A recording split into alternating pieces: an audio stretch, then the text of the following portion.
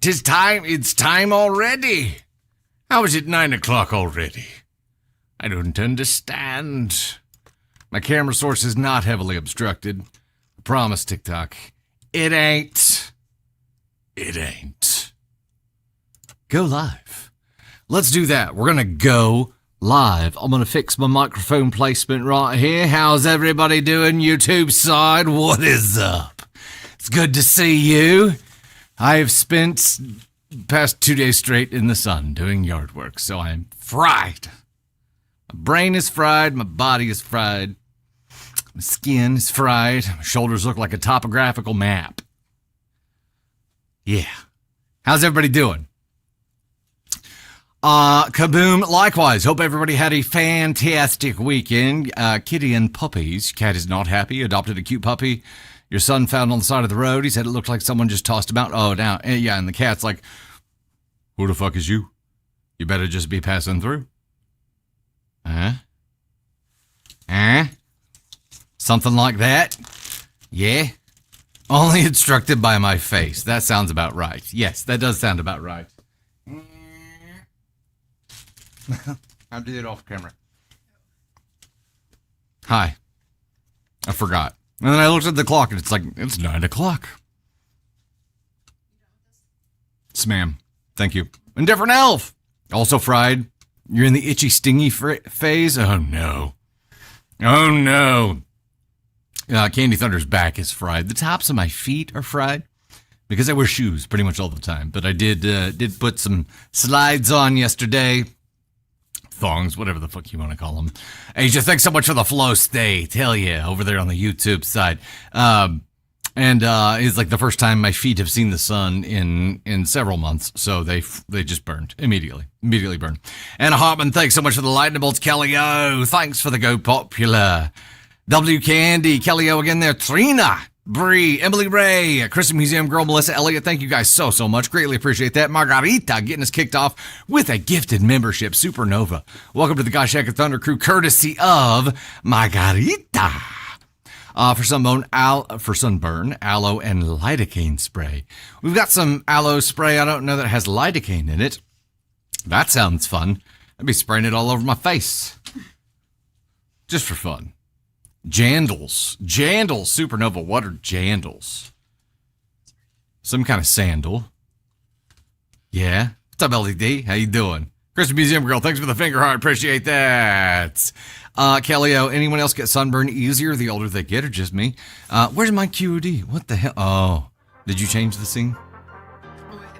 We were missing our QOD. I was like, what's going on? Why aren't we talking about where's all the things?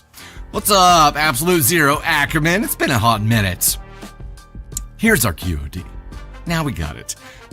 So speaking of burning easier, the older you get, I don't necessarily burn easier, but I blister easier. It's like I blistered once on my shoulders real bad when I was 20-something, and ever since then, it's like I will blister super easily.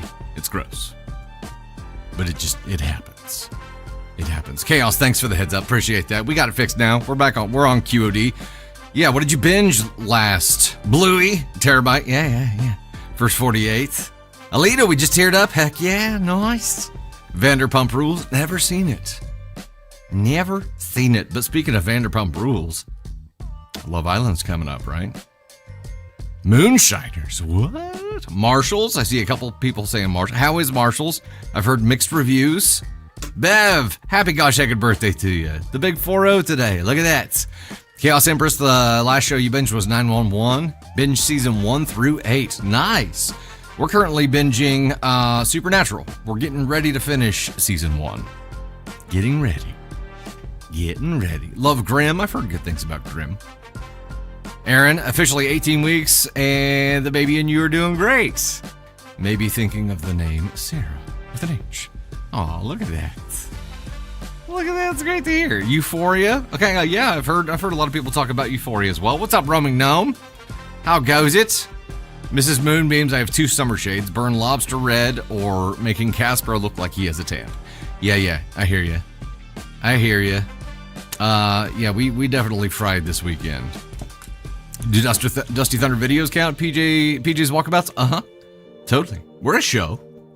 We are a show. Indeed. Twice. That's right. Twice a week. More than most shows. Supernova binged Witcher and Sandman before your Netflix ended. We haven't watched the post Henry Cavill Witcher. Is it worth it, Witcher fans? I don't know. It just felt wrong. You know what I mean? Felt like it was kind of over once Henry was gone. Been a lot of talk about Grimm coming back, R. Dustin says. Oh. Rock of Love bus with Bret Michaels? Oh my gosh, Ashley Marie. Oh my gosh. Helen didn't do a damn thing this weekend. I was like, what? I didn't do that. I wasn't the last one. The West. I wasn't the West one. Hey, let's say hello to Tater. There she be. Hello. We got the Tater. Refused to watch the new season of Witcher. Yeah, I'm with you. I mean, I just didn't really have a want. I didn't want to. Yeah. You know, I forget about shows if they're off for a week, like From had the off week, and then the new episode came out today, and I forgot all about it. Candy Thunder was like, "Do you want to watch From?" And I'm like, "Oh shit, it was good. Are they back?" Yeah, it's like they were on hiatus for a long time or something. Oh, I forgot it's you and not Tony Spark.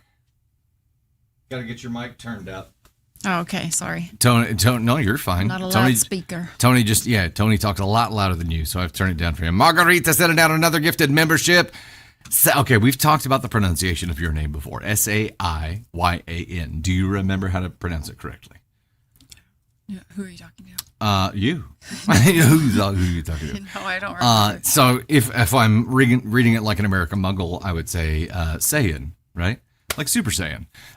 Only my complicated brain wants to say it's something like Sean. So please set the record straight for me once and for all. I know you've done it before, but my brain doesn't hang on to information that long, unfortunately. But welcome to the God Shaker Thunder Crew, courtesy of Margarita. Said, please tell me your legal name is actually Thunder. It is Storm. It's Storm. Close enough. Our Muggle last name is Storm, which just makes it punny that we go by Thunder. You know what I mean? Erin is loving the tater hair. Oh, I love it too. You. I love it when she does the wavy curls. So. Yeah. I asked him what I should do, and he said pool curls. I love it. I loves it. Just forget Darkest Mercy. You forget shows and books when they take too long to come back out. This was 1 week, and I'm like, gone. Well, you have a lot going on. So. Yeah, there's a lot going on.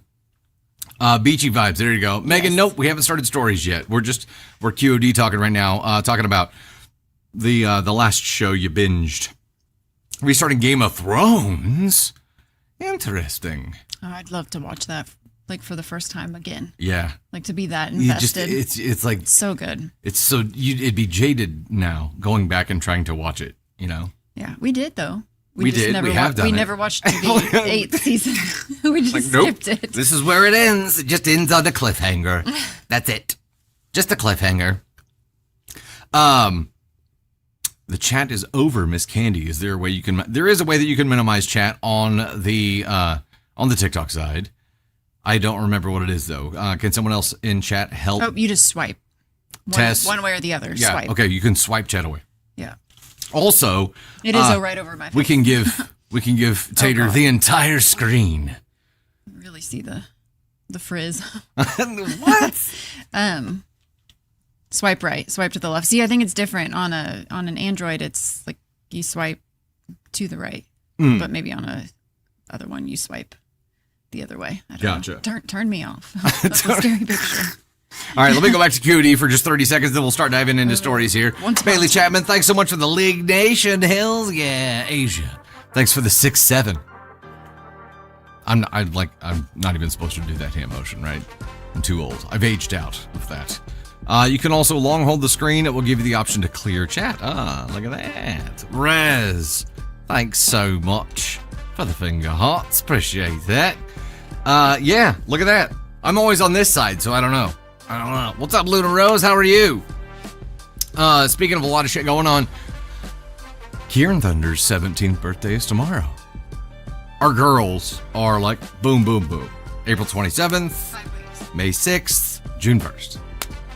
Boom, boom, boom. We've been busy. We've been real busy. Just stop after the long night, like they win. Yay, over. Yeah, it's all over. What's up, Max? All right, we ready to get into some stories? Let's do that. Let's get into some stories. Coming up, we have stories about being locked out of your own home, suspected grooming from a teenager, a very jealous fiance, when is it too much? Co-parenting, trying to take over parenting time from the other parent. When do you stop showing your kids affection? How far apart should weddings be in a family? A month? 2 months? Neighbor wants us to text anytime we leave our home. These all seem like completely reasonable things, right? Totally. Couple of notes before we dive in here. The next live stream will be Wednesday, June 3rd at 3 p.m. Central. I have 0 of the June streams scheduled yet, but I will be knocking that out tomorrow when I'm here in the office. Yeah, we don't even know. We don't know S about F right now about June. Like June just doesn't exist until midnight tonight. Or until we wake up tomorrow, pretty much. But I will get all those scheduled out. That really only matters for you, YouTube side. But I will get on that. I am aware. I have emailed myself. So when I'm sitting down and able to knock it out, I will do that. VIP lives have not been scheduled either. We will get those dates nailed down this week. Of course, don't start none, won't be none in chat tonight. Don't try to start shit. Just don't. And don't spoil stories. Mods. Please sound off if you are on duty tonight. We love you. We appreciate you. Thanks so much for being here. And with that, get out your gosh heckin' brooms. If it's your first time hearing that, it's because it's about to get dusty.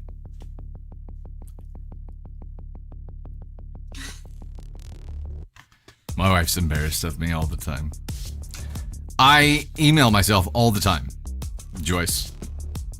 I'm like, if it's something that is a random thought that I can't do anything about right now, but I know I need to do something about later, I'll shoot myself a quick email. I'm like, then when I'm sitting down, going through emails, getting caught up on shit, I'm like, okay.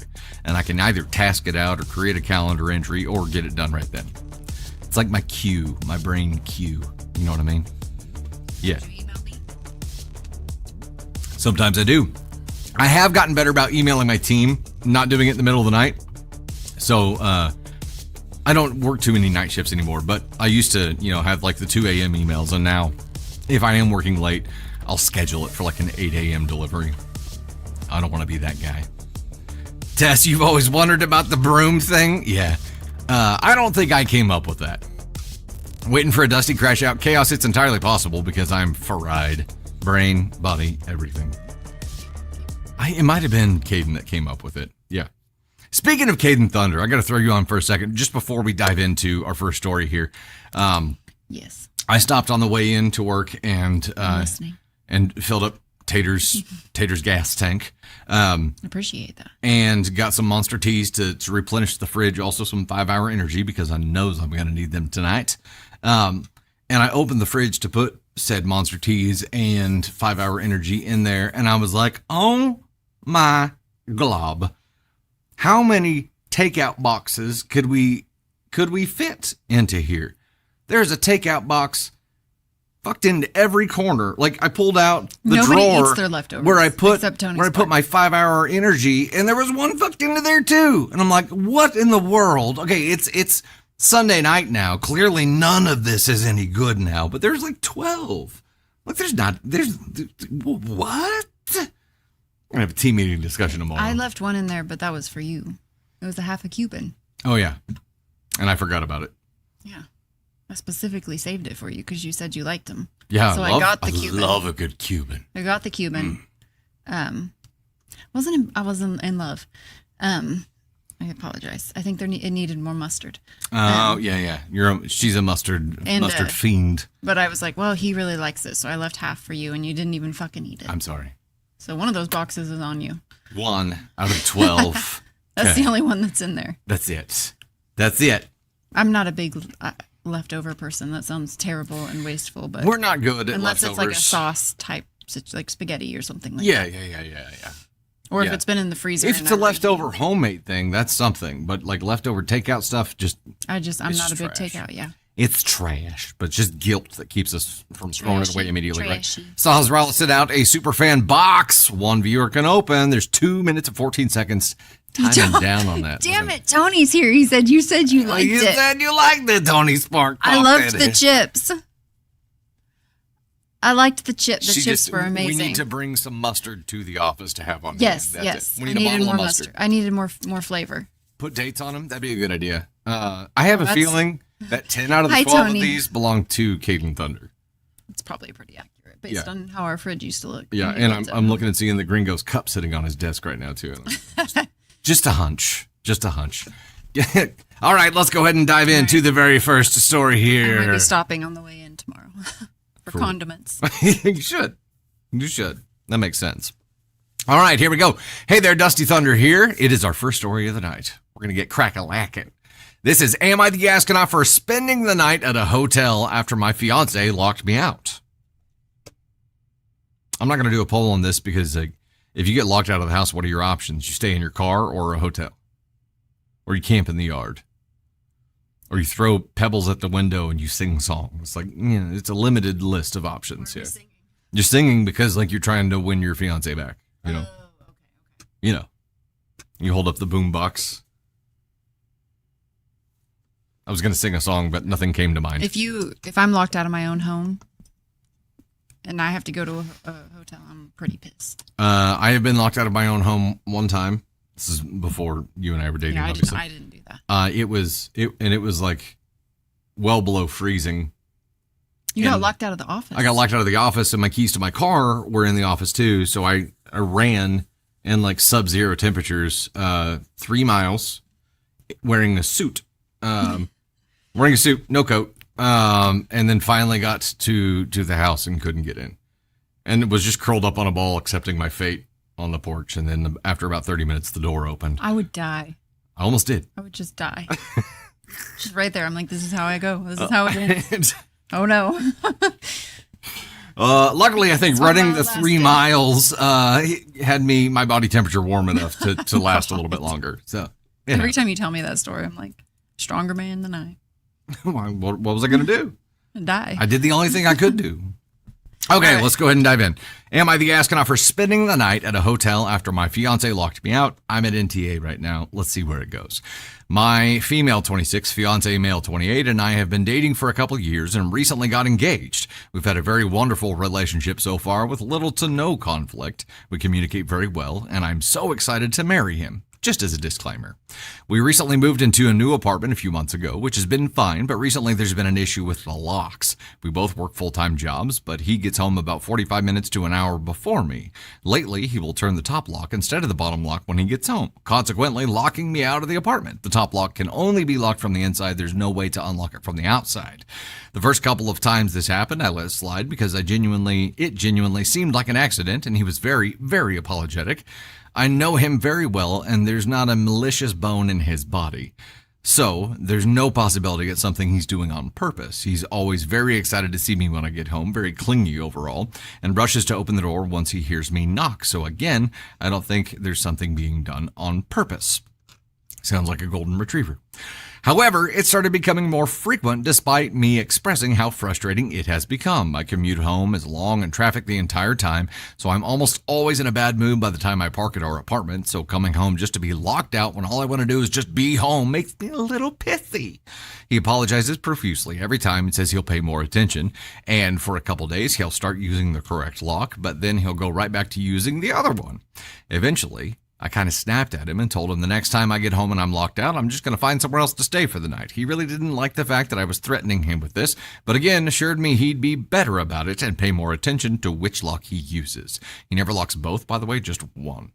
This was a couple of days ago. We were both a little icy after that interaction, but quickly got over it and everything was back to normal.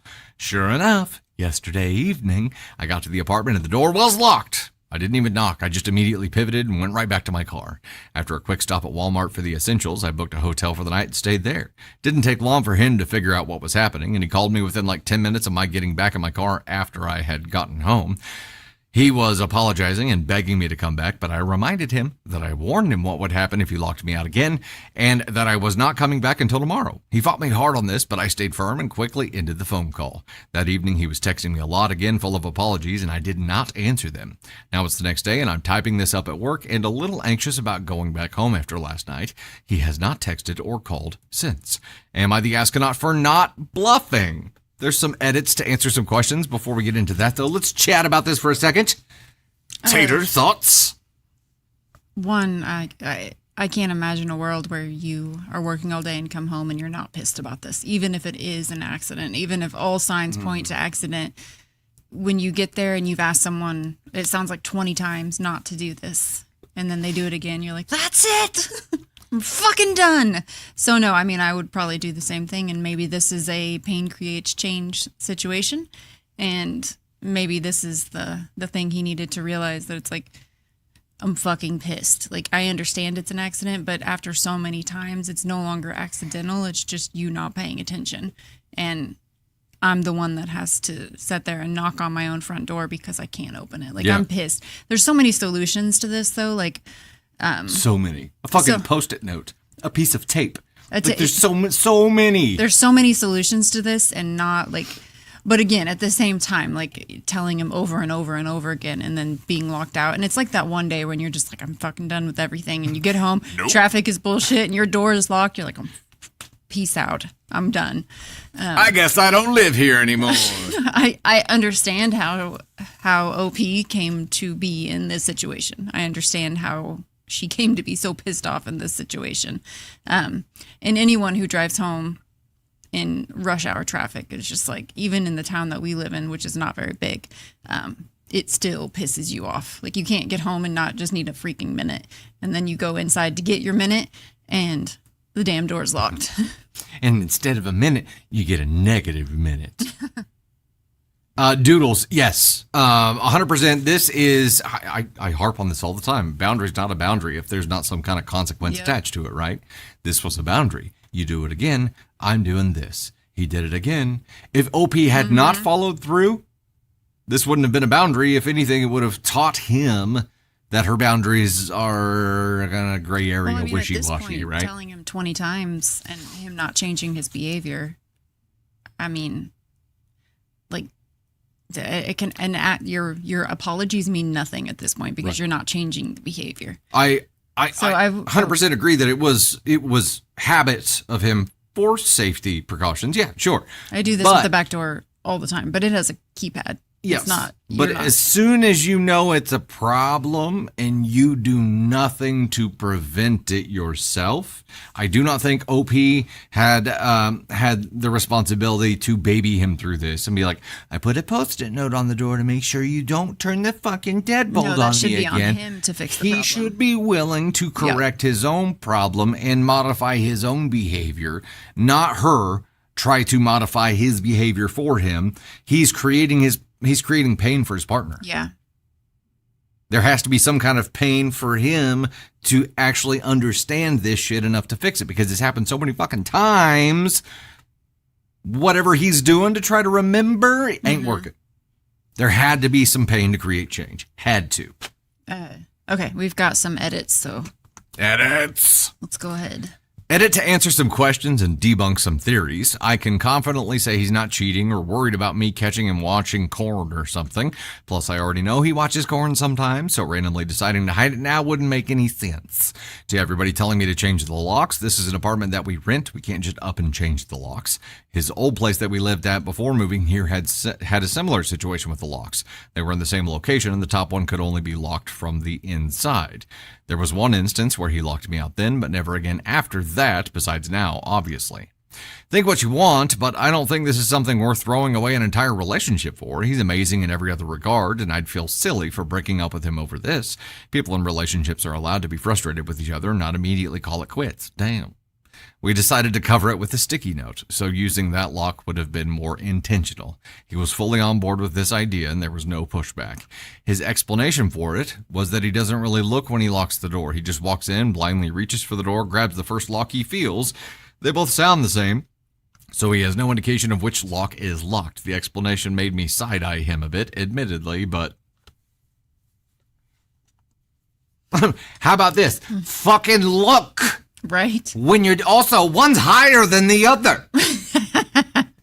You just like, he blindly fucking blah, blah, blah, blah. Yeah. Weaponized incompetence, question mark. It sounds like OP still had to baby him through a solution. I feel like he was 100% on board with the idea. That means it was her fucking idea. A decade from now, you're going to be burned out on having to find a solution for all of your problems, his included. So I don't know. His explanation is like, I just grabbed that 1, 2, 3, 4 maybe times. But this many times, and it happened at the old place. I mean, that's weird, right? Cover the top lock in shit. That way, when he reaches for it blindly, he'll feel it. And then it'll be like, oh, wrong lock. Or Vaseline, or something less stinky, but still something. Here's what you do. I'm pissed on your behalf because he didn't come up with a solution on his own. Still. Cover it in jalapeno juice. So whenever he touches it, he'll burn his eyes. And then he'll know that he touched the wrong fucking lock. There's pain. Yep. And that's not your pain, it's his pain. Yeah. I'm sorry, that was mean. It's probably not a good idea. That hurts really bad. It would. But look, I mean, I still don't, I'm still pissed on your behalf because you had to come up with a solution for him. Like, it's great that he's your golden retriever, but there has to be some kind of he's got to be a self-starter in some regards. You know what I mean? He's got to be able to self-manage and come up with solutions to problems on his own. Otherwise, you have a child. That's what you have. Or a fucking pet. You have a pet with a job. Cover it in fiberglass. There you go, the fiberglass returns. Even though Elise isn't here, her spirit lives on. She's going to be a fiberglass ghost just floating around, giving everybody the itchies. Natalie says, even golden retrievers need discipline. Amen. It's true. That's true. So you rub his fucking nose in it and you tell him no. I don't think the rubbing of the nose thing is something. Bad fiance. You see that? No. Bad fiance. I think the taping the lock so it can't turn that would be my solution. Taping it makes sense. Yeah. Yeah, because you can't replace the locks or anything, and that was the first thought. It is interesting that the locks at his old place were the same. The top deadbolt you could only lock from the inside, so there's no habitual explanation here. Indifferent Elf says, even sourdough starters rise to the occasion. That's great. I feel like that should be a sourdough t-shirt. It probably already is, but I feel like that should definitely be a t-shirt for that community. Alexandra says POV coming in to talk about boundaries and behavior changes right after watching dogs behaving badly. It's perfect timing. The worlds collide. I watched a video of a dog rip apart a car, like a fender on a car. Good gravy. And pulled out a rat. I knew it was in here. It's like the prize. And he walked away with it, like trotting away. Like, it's like he was you cracked open a fucking Kinder egg or something. What's worse, the ripping apart the plastic fender part of a car, or having a rat chew through all your stuff. It didn't look like AI. I don't know. Maybe it was. I can't tell the difference sometimes. Sometimes. But if it's an animal video, I'm gonna watch it. So. Aaron said, automatic spray bottle. Turn the lock, get sprayed. Oh, man. I hope, OP, that this has gotten better. That's it. Because Candy Thunder's right. Eventually, you're going to get tired of this shit. Like, if you have to mother him through everything, you're going to get fucking sick of it. Understand how, like, you just don't change your behavior. Why you don't look at the lock. Like, to me, that's what makes it weaponized incompetence, because you're choosing, you're making a choice. I don't care how busy you are, how whatever you are. Like, how far do you have to push someone before you realize that your behavior is causing them pain? I don't know. This would make me irate. Yeah. It's like one of those things that would just like, because it's so simple, the behavior could be changed so easily that it would just make me like see red every fucking time.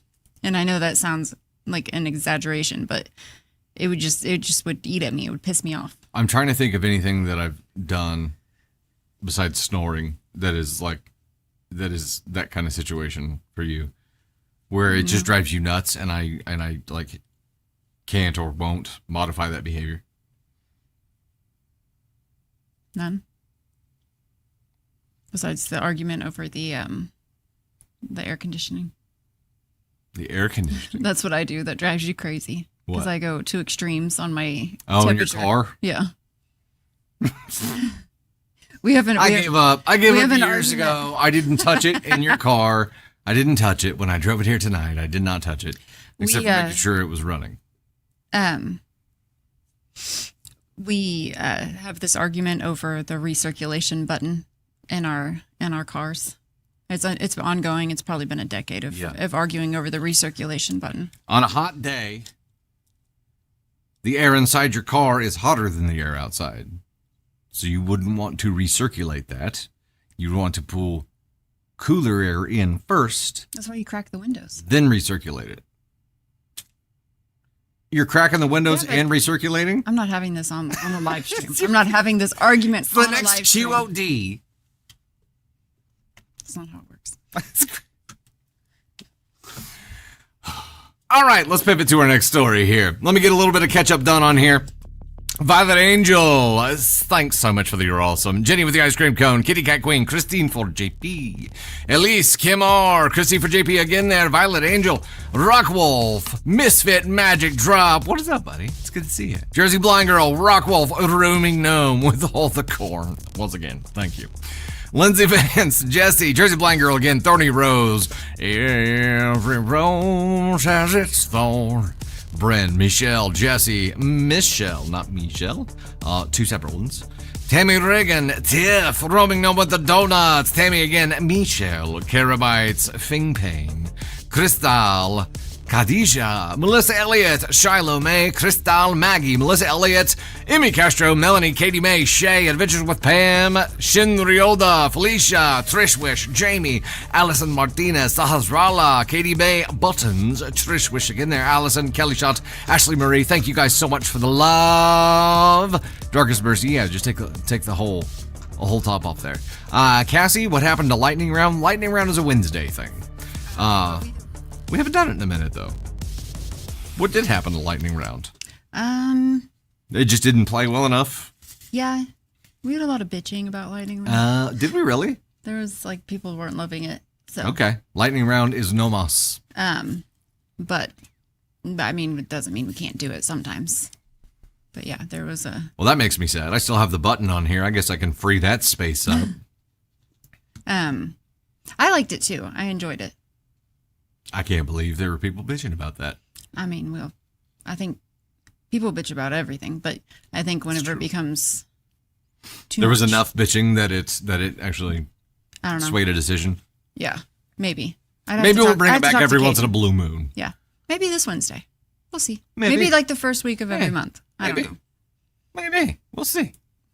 We'll see. See, a lot of people loved it. Okay, see, we need all the lovers to balance out the haters. But we haven't heard from any of the lovers until right now. We only heard from the haters. I liked it too. I thought it was fun. It was fun. I didn't like the chicken so much. I felt like we needed a new sound. But... Okay. Maybe that's what they were bitching about. No, it wasn't that. No. I don't know what it was. I loved it when all the stories flowed together too, and we could label the OP the same way. It was fun. The Thunder Quickies. Okay. The Thunder Quickies, yes. All right, we'll dive into our next story here. That's a good one. All right. Am I the astronaut for confronting an older student because my son has a crush on her?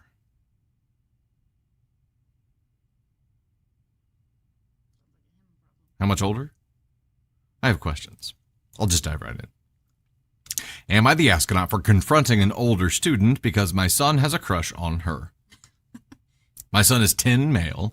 He goes to a performing arts school on the weekends. There's a 17-year-old girl there who's famous. She's been in a few professional acting jobs and has 100,000 TikTok followers. My son and loads of the students there think it's really cool that she's famous. And he always comments on her videos being supportive. She doesn't respond to a lot of comments, but whenever she notices him or people from the performing arts school have commented, she does reply. I thought it was sweet at first until like 5 nights ago. My son had a sleepover with his friends until I heard him talk about the crush he has on a girl from the drama group and that they follow each other on TikTok and he messages her on there a lot. I asked him the next day after his friends left about it and checked their messages. This is how the conversation went. I have screenshots. I'll put what was said here. Him. Hello, thank you for following me back. Big cheesy grin. Her. NP, you're a diva. Him, you're so famous on TikTok. Her, haha, my videos are trash. I don't know why I have so many FR. I know it means for real. I just thought I'd give the tone here. Him, I like your videos. Are you a good actress? Her, aw, TYSM, you're a great actor too. Him, thank you. Cheesy grin. The next day, he sent her a TikTok trend to show they're doing, to the show they're doing, which is Mary Poppins. He's playing Michael, and the 17-year-old is playing Mary Poppins. Him, can you do this TikTok with me? And kid playing Jane. Big cheesy grin, question mark. Her, looks like fun. We should, if your parents and her parents let you post on TikTok. Him, yes they do. Her, great. Him, I'm so excited for Mary Poppins. Her, me too. You're amazing at playing Michael. Him, this is my first main part. I was so happy. I didn't think I'd get a big part since I'm new to this group. Her, OMG, that's so sweet. I had my first main part at 10 too. First leads are special. Him, really? That's so cool. The next day. I don't remember my line. Or him, I don't remember my lines. Crying emoji. Him, only in some parts. Him, you always know yours so quick. How? Her, haha, you're so real for that. My first few leads, I was so scared I wouldn't know them. I went through my lines every day and still didn't always remember them until after we were off book. It got easier as I've gotten older though. Go through all your lines and songs once every day until it becomes second nature. That's what I've done with Mary. Him, thank you. Next day. Him, hi, cheesy grin. Him, how are you? Her, I'm good, thanks. Smiling normal emoji. How are you? Him, fine, big cheesy grin. Him, who's your favorite character from the show? Her, Mary, but I'm biased. Who's yours? Him, Mary too. I think Emily is pretty. Her, oh, Emily Blunt from the newer one? Him, yeah, you kind of look like her. Her, I see it a bit. Him, you do. Big cheesy grin. You can Go to the what? the last conversation part. You can skip that part. Okay. Down here? Yeah. Okay. To cut it. That was the last conversation they had. I felt really uncomfortable with the fact that she kept replying to him. So yesterday I confronted her about it. I asked the director after dropping my son off if the 17-year-old is there yet. The director said yes. I asked if I could speak to her and him about something important together, please. He said okay. The director, the girl, and I spoke together. I told them I'm feeling uncomfortable because my son has a crush on her. The girl went quiet, and the director said, oh, yes, I can see why that would make you uncomfortable. I showed the screenshots to them of the conversation, the director and the girl read through them. The director asked her if it was just her being nice. She said, yeah, it wasn't supposed to be in an inappropriate way or anything. I just wanted to be supportive. I said, well, surely you think it's weird that a 10-year-old would have a crush on a 17-year-old. And she said, yeah, that's weird. I don't know, though. I didn't know. Oh, yeah, that's weird. I didn't know, though. The director defended her, saying, if that's the only online conversation they've had, then I assure you this isn't her fault. In person, we supervise the students at all times, and she's not said anything inappropriate to him here. I said that I'm worried she's grooming him. That's not what that is. That's a stretch, buddy. She started crying, saying she's not grooming him. The director said he understands my concern, but that's not what's going on here if that's the only evidence of this. I said I don't want her to talk to my son. The director said I'm sure she'll happily block him on social media. And she said, yeah, I'll block him. I said I don't want her speaking to him in the school either. The director said that's not really completely possible since they have a lot of scenes together. I said fine, but if they're doing scenes together, there needs to be someone supervising the both of them specifically at all times. The director said someone does supervise all the students at all times.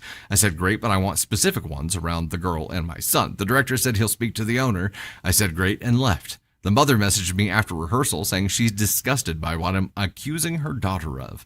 She said that her daughter's experienced something similar to what I'm suggesting in her childhood and would never want to put a child through that after what she's been through. And she actually wants to foster children when she's older because she cares so much about the well-being of children with trauma and hates anyone who hurts kids. I said that I'm just ensuring my kid's safety. She said I should just talk to my son about what is an appropriate age gap and what's not, and that her daughter is well aware that's a terrible age gap. I've gotten messages from other parents too saying to leave the 17-year-old alone and that I'm being completely unreasonable and they feel really sorry for the 17-year-old and she's a really kind person. Comment, YTA. That isn't what grooming is, by the way. Also, good luck on getting your kid to talk to you about anything personal from here on out. You humiliated a teenage girl with stupid, baseless accusations, and also your son by telling everyone about his crush. If you stay on this path, you may cause bigger problems. If this girl is great at acting and fairly famous, who do you think will be the first person removed from the play if it comes to that? Probably not her, right?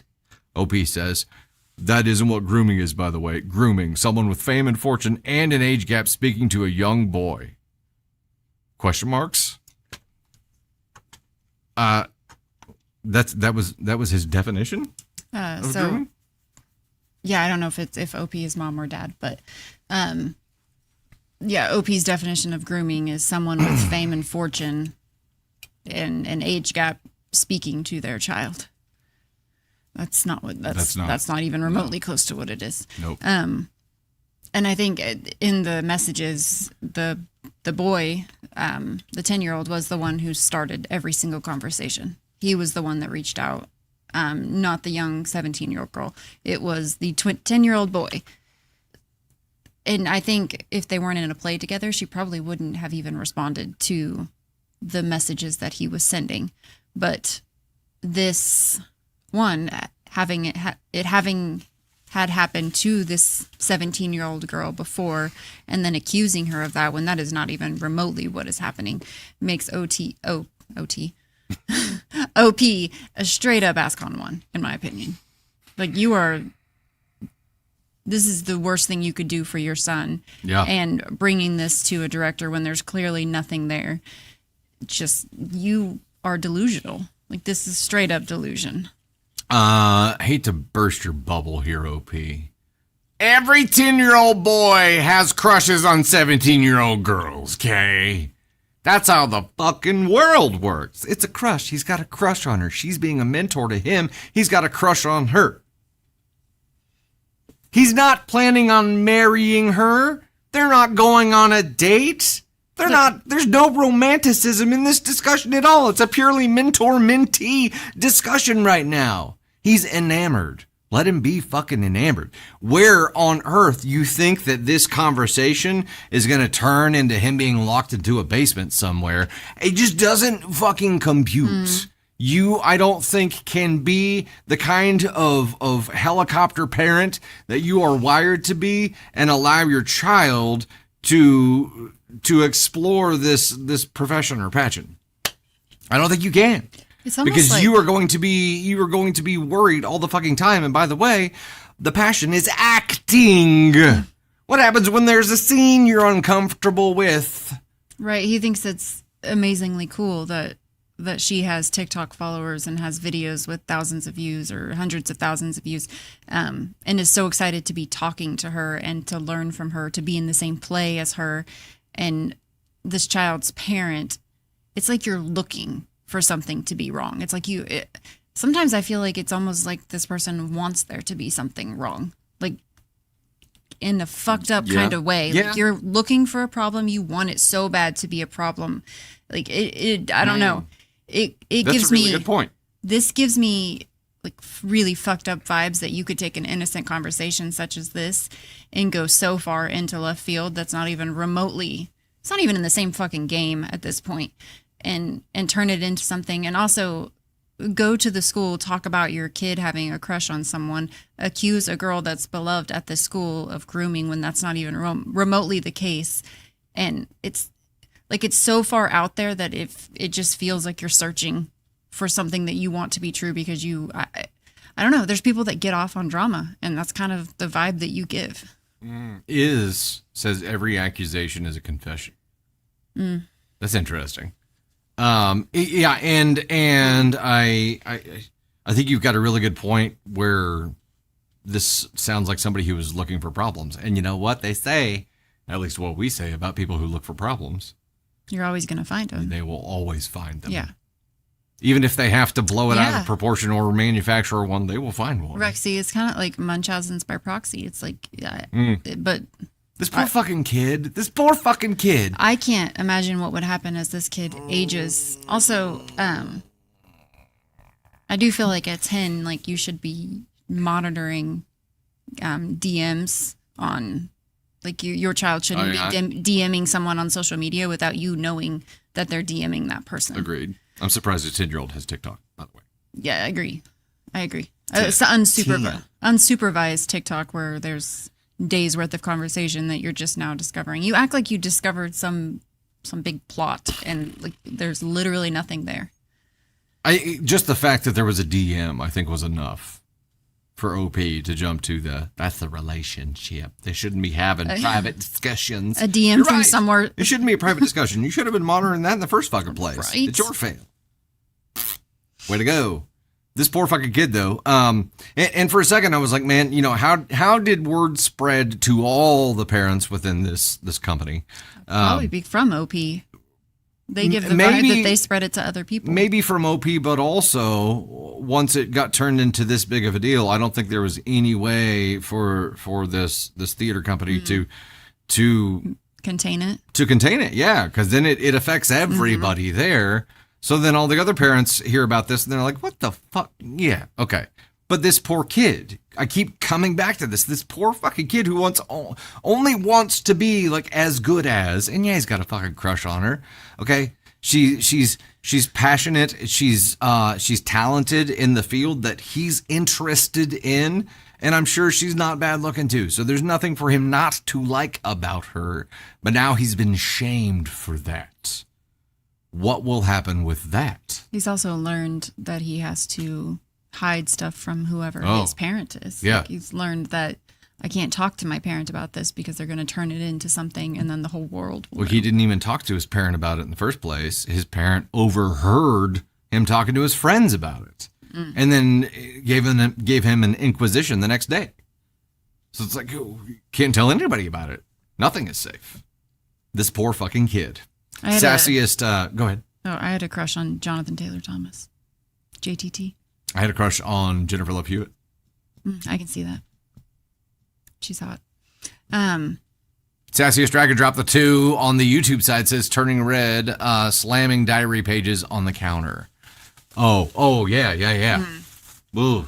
JTT. He was so cute. And he was little Simba. So cute. Oh, he was little Simba, wasn't he? Mm-hmm. That's funny. Yeah, he just can't wait to be king. Look at all the JTT fans coming out here. Maria, sorry. You had a crush on Bo Duke when you were like 6? Duke's a hazard? Heck yeah. And who wasn't the older brother in Boy Meets World? Like, I'm pretty sure I thought he was really cute too. I can't remember his name, but maybe it was like the older brother's friend or something like Dusty that. Thunder, I think is who you're thinking of. I think it was it. Will Friedel? Oh, Luke Perry, yeah.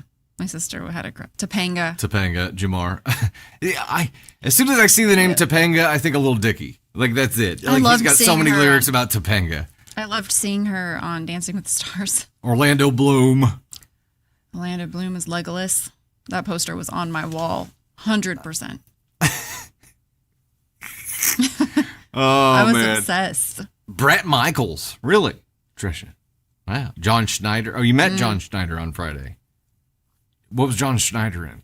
Sean and Eric. Yes. Jason Presley. How do we get here? That needs to be our next QOD. What was your childhood crush? Cornwall. Gerard Butler. Interesting. I also coulda, shoulda, woulda. It says I'm old. It was 21 Jump Street version of Johnny Depp for me. Somebody said that on TikTok too. That's funny. I also had like a girl crush on Hillary Duff, 100%. And then it's been. Should I be concerned about the T-shirt that you wore? Yeah, it's been reignited in the past few months because she's making her comeback, and then she did the Sports Illustrated like swimsuit edition. She just looks like such a hot mom. If I come home to a poster, then I'll be concerned. She's just so pretty, and she's like millennial peak. Her and Taylor Swift. Boy George was your first Mega Jane? Wow. Jack Sparrow, Justin Timberlake, David Bowie, Devin Sawa. I don't know that I know. I couldn't place Devin. Britney Spears and Christina Aguilera, Jamar. Johnny Gage from Emergency.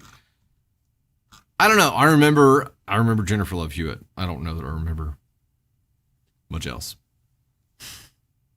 Was it what was that movie? I can't remember, where she was like the hot girl at the graduation party. Do you remember? I don't remember. Ugh. I don't. What was the movie? You guys remember the movie? Anne Hathaway.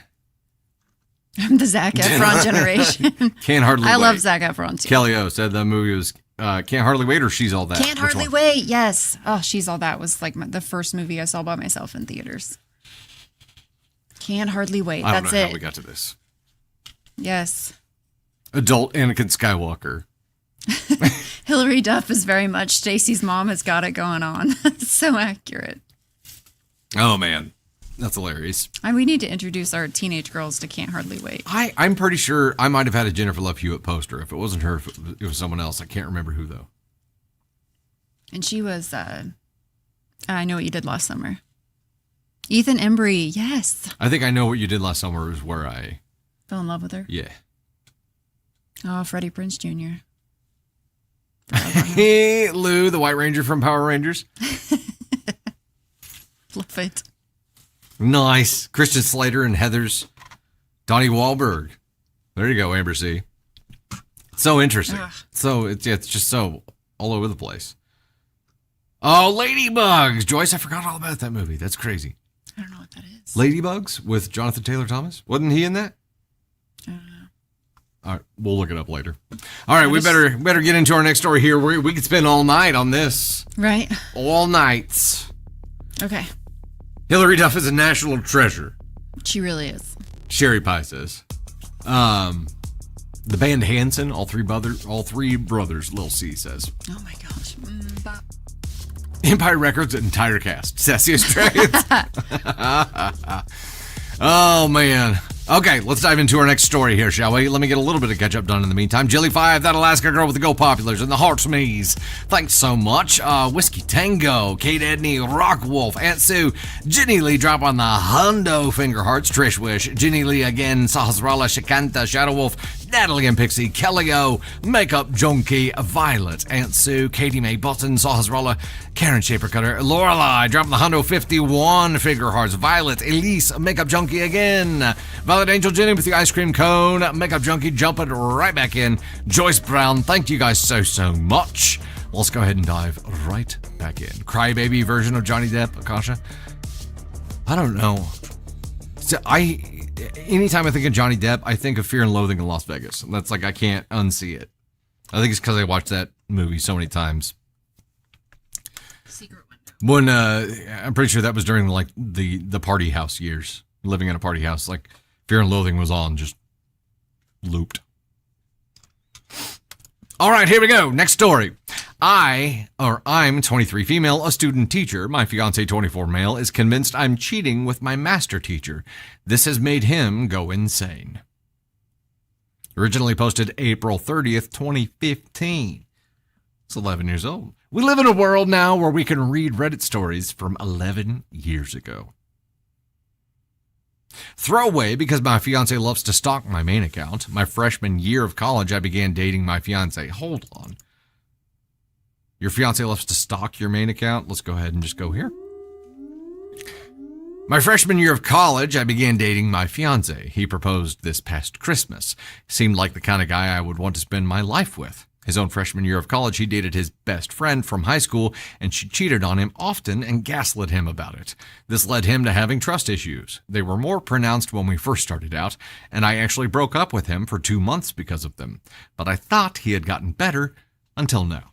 I'm getting my master's in education, aiming to eventually teach high school English, and this past semester I've been student teaching. My master teacher, essentially mentor, is a really great guy and has been really helpful to me. He's also very married, and I would never cheat with him because I have zero attraction to or feelings for him whatsoever. The nature of the job means I spend a lot of time with him, and I also talk to him a lot outside of class to get feedback. For the past 2 months, my fiance has interpreted my spending so much time with another man as cheating on him. He told me outright that he doesn't trust other men to not make a move on a woman, even if he's married, and called me a liar when I told him I would never even consider cheating on him because everyone thinks about it. No, they don't. He's begun to text me when I'm in class, which is really rude and distracting. When I don't answer, he's convinced me and my master teacher are having sex somewhere. I've tried everything to salvage this before we get married, which is scheduled to happen in June. At first, I thought it was all my fault. I limited my contact with my master teacher to work, and I stopped letting him buy me coffee like he did at the beginning of my practicum. My fiance still wasn't happy. I asked him to go back to counseling to handle his trust issues, and he refused because he feels wronged, but I want this to work because I love you. I think about leaving, but that means rebuilding my life and losing a lot of money for my parents, though they bought my wedding dress. I've been clinging to the hope that he would go back to normal once my practicum was over, but I can't do that anymore. Last night, I finally asked him what the hell was his problem, and after reasserting that I was cheating on him with my master teacher, he was sure of it. He told me he wanted me to stop pursuing my certification, basically because he doesn't want me to work with other men. I told him how ridiculous he was being, and he went into a rage that ended with him punching a hole in the wall. I've already done this, so I'll have to do this, and then this to do it again. Now I've lost my place. Where was I? There we are. I left the house and went to my sister's where I'm at right now. I'm scared and I don't want to marry the man he is right now, but I know the person he is when trust issues aren't poisoning his brain, and I feel like I have to try to get that person back. He's been texting me apology upon apology and promising to go back to counseling again, but I don't know if he's just trying to lure me back to our house. I love him so much, and I know who he is when he's not like this. Part of me is still convinced that I need to cut ties with my master teacher or wait for my practicum to end, and he will be back to normal. But I know I can't be with a person who doesn't trust me and doesn't want me to work because of it. I don't know what to do, and I am not cheating on him. Edit, to all the people saying I have secret feelings for my master teacher, no. I worded a post awkwardly, and now I'm getting crucified, so I'm clarifying here. I have no contact with him outside of school, and we talk about anything but work. I have no contact with him outside of school, and we talk about anything but work. It's a strictly professional relationship, and always has been. Top comment, it's rare that someone gets the chance to stop what will one day be known as the biggest mistake of my life. This is your chance. Another comment, just putting it out there, OP. If you're not cheating on him now and he's accusing you of doing so, how are you sure that his ex was a cheater exactly? I mean, violent wall-punching, controlling, paranoid asshat aside, why the fuck are you accepting his previous relationship as an excuse to treat you shittily? You're aware that in his next relationship, he's going to say you cheated and gaslit him throughout the relationship, right? Damn good point. OP responds, I mean, I believed him because at the time I had no reason not to. Depressing. There's an update the next day. Let's chat about this for a second, though. What are your thoughts? OP says she knows who he is whenever these thoughts aren't poisoning his mind. But these thoughts are always poisoning his mind. It's just if you have proximity to a male, they surface. So what, you're not going to be allowed to ever work in an establishment where other men work? And also, him being convinced that men can't work with a woman without putting the moves on them is more of a statement about himself than anyone. I agree with that 100% because that's entirely inaccurate. People work together all the time and don't have sex. It's not a foreign concept. That feels like a projection. Yeah. And I can't imagine even entertaining the idea of marriage if I'm constantly having to defend myself against something that isn't even happening, like against his delusions.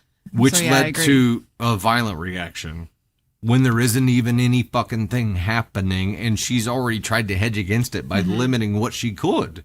And he's stalking her account. Like, he's stalking your account. What else is he stalking? And he also, I think the biggest thing for me is he wants you to stop going after your career. He wants you to stop trying to get your master's degree in education. He wants to control you. But I think I agree with you. It's more of a tell about him than it is about anything that she's doing. He punched a wall. Right? Yeah, punched a hole in a wall. Yeah. Because he was convinced that she's cheating on it. And that was even after she had limited contact with her with her master teacher. I think the person, he wants to isolate her, which to me, like, this is red flag after red flag after red flag. Yeah. And I think this projection is so through the roof that it feels like the call's coming from inside the house. And yeah. Also, so many comments in chat about exes who accused nonstop and they ended up being the one cheating. Mm-hmm. It makes a whole lot of sense here that this is just 100% projection and guilt poison, more so than him being convinced that you are cheating on him. I think OP, and we'll dive into the update here momentarily, but I think OP is confused right now about which face is the mask. Right now, she's like, when he's not being poisoned by this, like, who he really is, I love so much, and I just need to get him back. No, babe. Right. No, babe. That was the mask. It's slipping and you're seeing the real shit now. I think the real issue, I think she knows that deep down. I think the real issue that she's struggling with right now is the sunk cost fallacy, because it's time and it's money that's been invested into here, and she's afraid she'll have to start over, which she did say. She's like, I'd pretty much have to start over and I'd lose a bunch of money for my parents. Mm-hmm. Your parents would want to sacrifice the money and save your life. Right. Oh, I agree. I wonder how many relationships continue because of that. When you know it's not the sunk cost fallacy. Yeah. I think we've all been there. Cornwall, the ring went on and the mask came off. Go ahead and read the update now. All right, here we go. I'm just going to go right back to red flag mode. We might as well. Update, May 1st, 2015, next day. Quick update, I know, but I was told to keep y'all posted, and a lot has happened to the point where this whole messy thing is being resolved. I commented on my original post that I had decided to meet up with my fiance for coffee to tell him my reconciliation terms and to definitely cancel the wedding. Well, I texted him saying this, but people in the OP had told me that he was likely projecting his own desire to cheat. This gave me a hunch, so I decided to check my other folder on Facebook to see if there was anything there. I had heard of people being messaged about their partner's affairs and not getting them for ages because of the other folder. This actually happened to a friend of mine. Turns out my gut was right, and there was. A girl had messaged me 2 weeks before telling me my fiance had been trying to get her to go out to drinks on Tinder. Would you look at that? I got back to her, and to her credit, she immediately answered, telling me they had been a match and they'd been in touch for a week, sexting and trying to make plans to meet up. She found out that he was engaged because this girl and I had a mutual friend, one of my friends from my master's program. She sent me screenshots of their conversation, and they made me feel ill. I checked my own text conversations with him, and yup, he was messaging her talking about how fuckable her tits are, while texting me accusing me of sleeping with my master teacher. He works from home. The girl was really apologetic, but I told her it was not her fault. I almost want to buy her a bottle of wine. I'm so grateful to her. The whole thing was the final straw. I was done. This morning, my sister, her husband, and I drove to my fiance's to move my stuff out. I told him in person that one of his Tinder girls had contacted me and that he was an asshole and a hypocrite, and that not only did I not want to marry him under any circumstances, but I never wanted to see him again. I gave him his ring back. He started sobbing and telling me that the girls from Tinder meant nothing.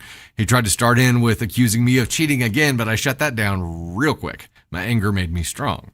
I tried to be minimalist with my possessions, so we quickly got all the stuff out and into my sister's car, with him the whole time alternating between yelling and crying and insulting all of us and bargaining. Puzzle time, sorry. Puzzle completed. Finally, in the driveway, when he realized I wasn't giving in and that I really was leaving him, he grabbed my arm and tried to prevent me from getting into my sister's car and pushed my sister's husband to the ground when he tried to get him to let go. He then threatened to unalive himself if I left him. Well, I was done being emotionally held hostage, and I read this sub enough to know what to do. I called the police on the way back to my sister's and told them that my ex-fiance was threatening to unalive himself. I'm sitting here now drinking wine, eating Chipotle, and looking at apartments in the area so I won't mooch off my sister and brother-in-law forever. I'm sure I'll be hit by a tsunami of emotion in the coming days, but right now I feel half numb, half relieved. TLDR. After being told my ex-fiance was likely projecting on me, I checked my other inbox and found out he was cheating with girls on Tinder. I called off the engagement and broke up with him. Final comments. Commenter. Fuck yeah. Honestly, I've been super worried about you since I read your first post. Your ex sounds terrifyingly similar to mine. You handled this like a fucking boss, and I'm so proud of you. Enjoy that Chipotle and get excited for the new life you're starting for yourself. One thing, though, I want to strongly recommend changing your phone numbers, emails, Facebook, and any other means your ex might have to look you up or get in touch with you. Control freaks like this have been known to stalk.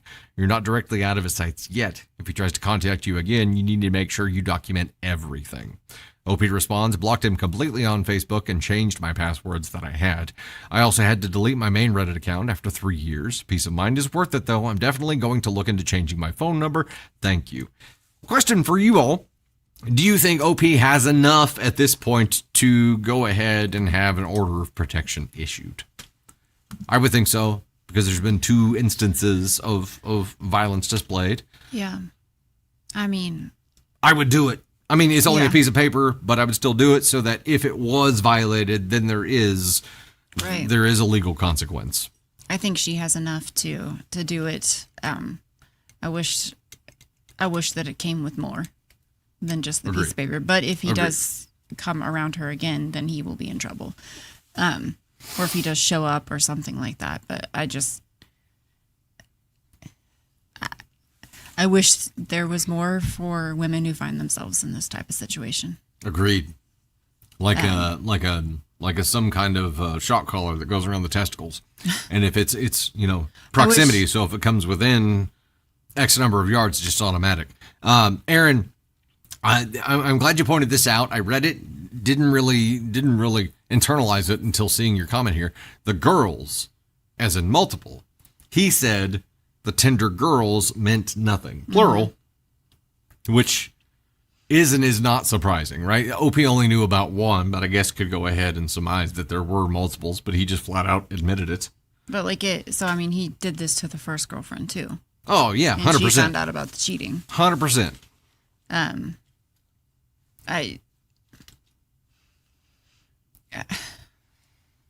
It's hard to believe that there's more than one of this person. But there's millions of this person who pretend to be something, make themselves the victim of a situation to gain your trust, and then use that same victimization to then control you. Because it's not them that's having the problem. It's the trust issues that were damaged by the other person, blah, blah, blah, blah, Which blah. were bullshit to begin with. Which was probably, 100%.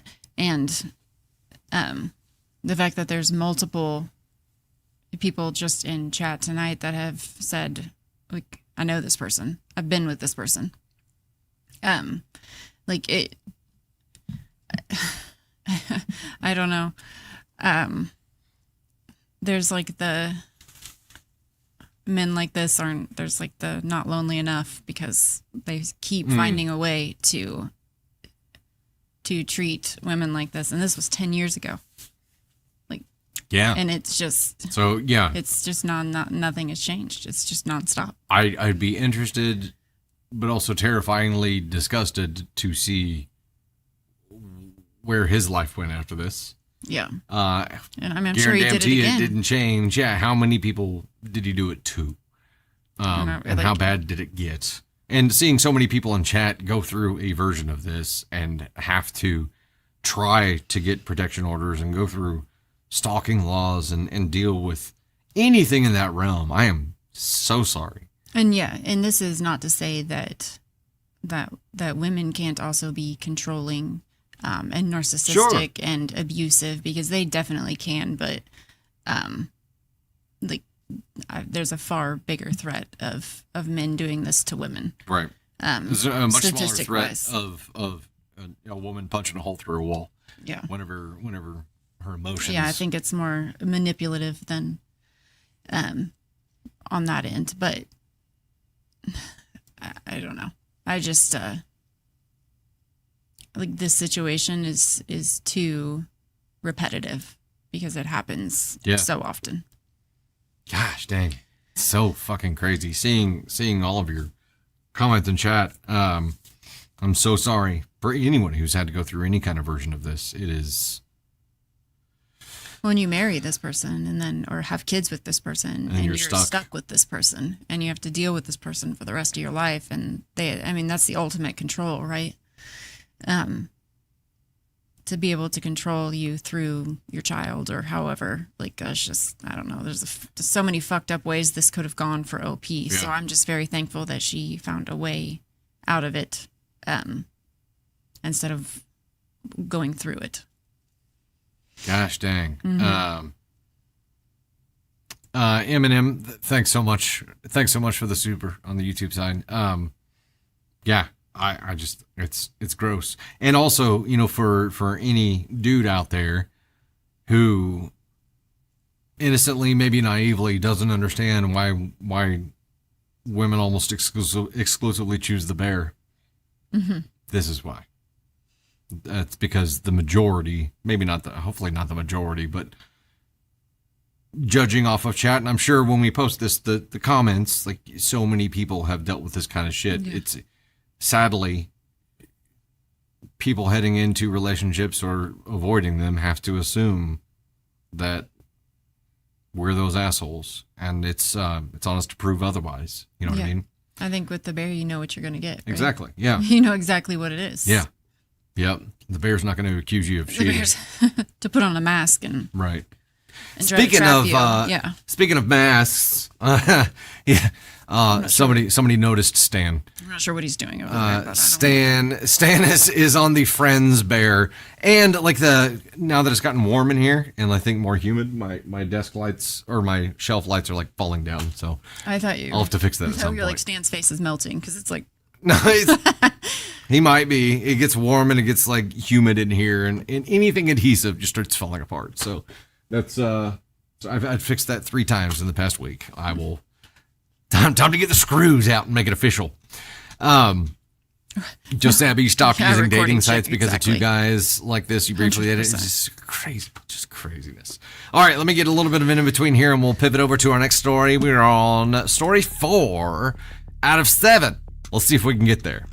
Yeah, Stan's been hanging out there. If you happen to be a YouTube member and you were here for the member exclusive Thursday night, that's when Stan started hanging out there.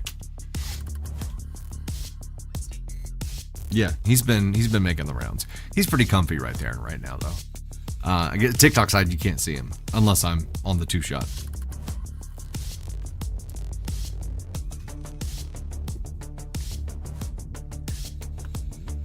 Hey, Callie, that's awesome. Look at that. Oh, okay. If you're getting ready to go, hang out with me for just a few more minutes because we're going to get a palate cleanser in here real quick. Tater has pivoted me. She called an audible. And we're going to go to our very last story, which I thought for sure was going to be a petty revenge because it almost always is. She said it's not, but it's a good one. So hang in there with me for just a couple of minutes. Let's dive in. Hey, Dusty Thunder here with another story for you. This is, will I be the astronaut if I didn't text my neighbor every time I left the house? No. So my husband and I, 30 female and 32 male, have lived in a block of townhouses for 5 years now. There are also multiple townhouses on either side of the property. Very subdivided, densely populated area. All in all, we have 11 sets of neighbors spread across 3 subdivided properties, and we all get along well with everyone. We're quiet neighbors, pay our bills on time, and maintain our property well. Recently, we've had multiple complaints from one particular neighbor about my husband's car being too loud. Over the course of a month, she sent her landlord, then her mother, multiple times to ask us if we can make his car more quiet, and accusing my husband of revving his car in the driveway at 5:30 in the morning. He normally leaves the house at 8. My husband does drive a sports car. It's his pride and joy. It's not especially loud, however, and it's unmodified. He doesn't sit in the driveway making a racket and leaves quickly. I'm a night shift nurse, and I manage to sleep through his comings and goings, so I'm not sure if it's not that loud. So I'm sure it's not that loud. After the 3rd visit from someone representing this neighbor, he went and visited her ourselves. Words are hard. After the third visit from someone representing this neighbor, we went and visited her ourselves. She broke down crying, explaining that she has chronic anxiety and health problems, and that she gets startled by his car, causing her to have panic attacks. We felt terrible and offered to have my husband start his car with the garage door down. We tested this idea. She said it helped and was less startled. She even offered to help us pay for soundproofing for our garage, which we're researching. This morning, I received a text from her saying she now can't relax because she doesn't know when my husband is going to start his car. She said that she's very anxious and asked us to text her whenever we leave the house. I don't mind starting our cars with the garage door down or even paying for acoustic panels, but I don't think we should have to share our comings and goings. Am I the astronaut for not telling my neighbor when I'm leaving the house? Top comment, NTA, I wouldn't have entertained any of this. It's a car. She can soundproof her own place. She also needs to manage her own anxiety by getting help. This is not your problem. The world isn't going to mute itself for her. You know, it should have been really obvious that, like, adding sound dampening insulation to her own place would solve that problem for her, but she wants to, like... Also, the starting the car in the garage and then opening it, I'm like, I don't think you should do that. Noise canceling headphones, fantastic. Like, I think so many solutions here. Don't start your car in a closed garage for no amount of time. Yeah. Like, that's just, I don't know. Just don't do that. That's not a way to help somebody. Because the next request will be like, can you start it? And you know, it's going to be a cold start. So, you know, if it's like a WRX with a boxer motor or something, you know, you got to let it sit for like 30 seconds before the RPMs drop. You know what? Just wait 5 minutes in the garage with it closed. Yeah. And your windows down, hopefully. Yeah, no, she's trying to unalive you. It's I feel like if you give an inch, this person's going to take a mile. And that's why I think the top comment's like, I wouldn't have entertained any of this. No, this is my car. Yeah, I'm sorry, it's loud. It is what it is. But I think, and I agree, it is like anxiety comes in all different shapes and sizes, but we also have to learn how to handle it. Like, we don't, the world it doesn't revolve around us. Like, we're a part of the world. And I think we have to learn, like, and I say this as someone who has anxiety, we have to learn how to handle it for ourselves, because no one is going to do this for you. No one is going to start their car in a garage and hope for the best. Mrs. Moonbeam says, but a random text isn't going to startle her. So here's what you do, OP. You say, sure, I will message you every time we're getting ready to leave. And you ask for her phone so that you can put your number in there and, you know, have each other's contact info. But while you're doing that, change her ringtone to the sound of your car exhaust. So that way every message she gets is like, so there are some cars that can be loud, right? And when you get to like the obnoxious loud side, I agree. It can be annoying. But it is what it, like, you can't tell somebody not to start their car. You can't tell somebody to message you anytime that they're leaving their house. That's too far. Yep. That's not you managing whatever is going on. That's you expecting other people to maintain you. And I just, you can't ask for this much. It's too much. Right. And I saw someone say if you give a mouse a cookie. Yeah. Yep. Pretty soon they're eating waffles in your kitchen and they're asking for more syrup. Booberry, if the neighbor's hearing it at 5:30 and he doesn't leave until 8, then it's not the husband. I thought that at first too. I feel like 5:30 was an exaggeration. Oh yeah. I'm sure it was just 8 a.m. feels like 5:30 to me. So. Just for the pity effect, right? Right. Yeah, no, this is just like, if you got a problem, call the police. And if the police are like, I'm sorry, it's not anything we can do anything about, well, then you know it's your fucking problem to deal with, huh? Yes. Then you know. I worry about, like, I will wait until at least 8 a.m. to mow. I was up at 7. Sorry, I didn't mean to finish your sentence. I was up at 7 and I was like, there's no way. There's no way. Out of respect for the world, but also fear of Candy Thunder. was like, I will not start that lawnmower before 8 a.m. The Navy woke up whenever she heard the lawnmower outside her window, because I heard it too, and I was like, she'll be in here in 5. Did she? 4. And she came in there and rolled into our bed. What time was that? I don't know. Okay. I wasn't keeping track. Well, I try to stay away from. Yeah, no, it was from fine. the windows as much totally as I can. fine. Until it's like the last thing. You, I can control. You, I can message and be like, no, I'm not running. Every time you leave the house, you message me. Every time you start that lawnmower, you make sure it's okay. Yes, ma'am. Yes, ma'am. Yes, ma'am. Blast opera. There you go. I mean, Cornwall Crafter, this is the perfect response here. Thank you for the super, by the way. I have anxiety. I also have medication. There are so many ways that she could solve this problem for herself because, ultimately, the problem is her anxiety, not the car. And if you squash this, it's going to be the next thing, right? Like, there's a med flight helicopter that flies over sometimes. So when it flies over, what are you going to do about that? I would appreciate it if you wouldn't save their lives. As Rexy said, wife's finished sentences. Yeah. That's just how it goes. I try not to cut off though. I have a problem with that. It's fine. Mm-hmm. It's all good. All right, we're gonna go ahead and get into our next story here. No, that was good, and yeah, I empathize. We've got a neighbor who shoots off an artillery shell, firework, after every Chiefs victory. Sometimes he does it just randomly. Just randomly sometimes. And it's a homemade cannon. Annoying. Drives our dogs crazy. Yeah, it's a homemade like actual custom milled little cannon that shoots these things off. Luna acts like she's under attack. Yes, it terrifies the dogs and it's annoying, but there's not a damn thing we can do about it. Somebody posted in our neighborhood group and said, "What was that?" And, it's the cannon. Welcome to the hood. If somebody does that again, I'm gonna get on there and respond with a comment and just be like, "It has begun."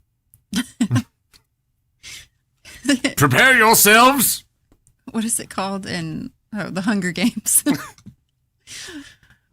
Welcome to the 250th Hunger Games. Oh man. Yeah. Red Kingdom. Yeah. Cats, welcome in. Yeah, I see Yoko. Yeah, outside of the specified 4th of July times, it's not. But the problem is like it's just one. You shoot off one. So. Somebody did a display for Memorial Day weekend, and I was like, okay. Yeah. Yeah, and okay. We're also like up like right on the city limit. So like on the other side, I'm pretty sure it's the Wild West. So that's true. Yeah. Ah, man. I don't like fireworks. I don't at all. I love fireworks. I leave them. Like take them or leave them. Leave them. Is that the saying? I mean, if I had to choose, yeah, I'd leave them. But they do the dogs. Like I don't like loud noises. There's a lot of downside to it. It is fun. Give me a drone show. That's fine with me. And younger version of me. I just want to make sure I get my burger and my hot dog and go swimming. The festivities, yes. I'm done. By 7 p.m. I'm ready for bed with my noise canceling phone. I used to have a hell of a time tying fuses Disney together, fireworks, planning shows, but now I'll leave that to the youngins. Watching, I don't know how Sunny's going to react, but watching Luna just melt for like 4 days is just, I've had enough. Yeah. I've had enough. Seen enough. Speaking of Sunny, because we were outside for like 3 days straight, over the past few days, trying to get the backyard and pool area ready for Kieran Thunder's friends to come over for her birthday. Navy Thunder had some splash pad time, and once we got pool operational, had some great pool time, tons of time outside. And Sunny is a water dog. Confirmed. She hasn't gotten in the pool yet. I put her feet in. What'd you do? She went like this. Nice. And then I set her down. But she wasn't bothered by it. But she loved the splash pad, right? Yes. Because it had the ones that sprayed out of the sides. And she thought it was the best thing ever and just stuck her whole head in it. Was she trying to bite the streams of water? Yes. Yeah. And then she would run in and Navy would throw her Frisbee into the water and she'd run in and grab it and then just throw up water. It was adorable. Kind of made my weekend. Yeah. Her and Navy playing like that. This dog gets not working out. My watch is like, are you done? You're waving your arms around a lot. We've detected a workout. You're doing windmills. This dog is entertained by me reeling a hose in. If I start reeling the hose in, she's like, what the? It's moving. Dad, it's moving. I'm going to get it. It's moving. It's still moving. How long is this thing? And she'll just chase the whole damn thing. It's fantastic. She's hilarious. You don't have to be sorry for loving the fourth. It reminds you of your childhood. That's just my opinion as a grouchy old adult. I'm done. I don't like loud noises anymore. Just because of the downside of the animals and the... Yes. Yep. Okay, let's go ahead and dive into our next story here, shall we? Get a little bit of catch-up done. Amanda nicely with the heart, me. Thank you. Madre C with the finger hearts and the rose. Dark Angel, Whiskey Tango. Madre C again there. Jen here. Trisha G, Whiskey Tango. Khadija with the donuts. Bay Fox, thanks so much for the heart, me. And the Go Popular. Caitlin Pelletier, Art. Whiskey Tango, Recording Chick. Jaylyn, Myra Catalina, Lilith with the Seahorse Pop. Thank you so much. Lilith Photography. Myra Catalina, Peanut, Trish Wish, Makeup Junkie, Joyce Brown, Jenny with the Ice Cream Cone, Whiskey Tango, Jilly Vibe, that Alaska Girl. Thank you. What's up to Arthur? Member for 32 months. Hot damn. That's a lot of months. Wet in the palate, and then we're off to the races. Okay, here we go. Am I the astronaut for not bringing my kids to see my ex-wife during my time with them? I feel like without context, there's not much we can do with a poll for this. So pollless. No polls will be had. No polls. Plenty of assholes, though. My ex-wife, Lisa, 41 female, and I, 43 male, divorced last summer. We share 2 kids, 10 and 7. My wife currently has primary custody of them, and I get them 2 weekends a month with extra time during summer and holidays. I've been working very hard to change our custody agreement in order to get more time with the kids, but the main hurdle is that I live too far away from their school, so I'm looking to move closer, but that takes time. This past weekend, I had the kids and took them to visit my parents since they live on a lake. We spent Saturday morning on the boat fishing and tubing and having a blast. When we were back at the house getting ready for dinner, Lisa sent me a text asking if we could talk, so I gave her a call. She said that she was having a rough day and was feeling very emotional and alone. She asked if she could talk to the kids for a bit, and I agreed. After a few minutes, the kids gave me the phone back because Lisa wanted to talk more. She asked if I would be willing to bring the kids back to her for the rest of the weekend because she missed them and just wanted to be around them. I told her no, because this is my time with them. I asked her what was going on because she usually doesn't contact me when I have the kids, except to arrange drop-offs. She kind of tiptoed around it a bit, but eventually said she had a date that evening, but he ghosted her, and she's feeling really emotional about it. It took every ounce of self-control I had to not start laughing. She said that she already asked the kids about it, and they said they were fine with it. I told her that's some manipulative BS, and that I'm not going to sacrifice my limited time with the kids just because she got stood up. I reminded her that she has the kids much more often than I do, and I am going to keep them every single second that our custody agreement allows. She told me I was being a jerk, and that if the kids want to go back to her, then I should let them. I told her that the kids don't get to make that decision. I will be keeping them until our agreed-upon drop-off on Monday, and ended the call. She sent a few texts later that night and during Sunday basically calling me an asshole, but I never responded. I figured the text might come in handy when I tried to change the custody agreement. The kids and I spent more time on the lake Sunday, and then I brought them back to Lisa on Monday. She made a comment about how much she missed them and how she wished she could have seen them sooner, while giving me a weird look. I didn't respond because it's not worth the fight. I understand feeling emotional about being stood up, but none of that is my fault, and the way she went about it felt very underhanded and manipulative. So, It was, am I the astronaut for not bringing my kids to see my ex-wife during my time with them?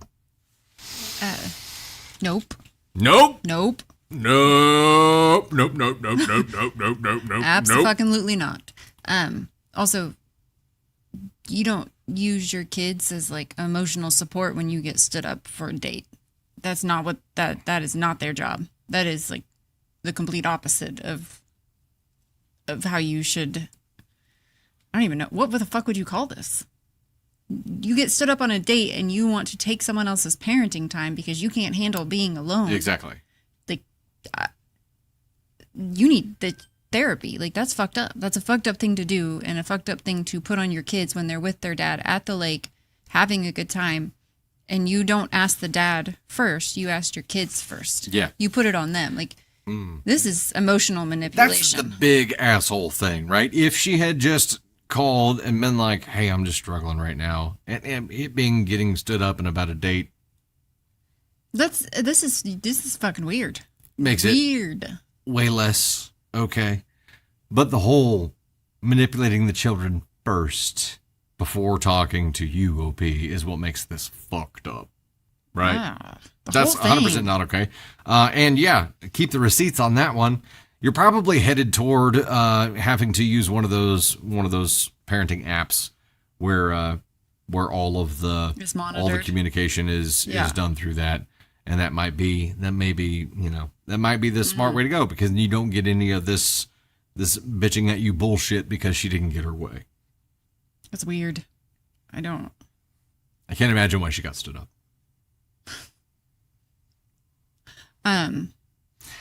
Hey, my babies. Hey, Mama didn't get her biscuit tonight, so I'm going to need you to come back sooner, okay? It sounds even worse. Doesn't it? I don't...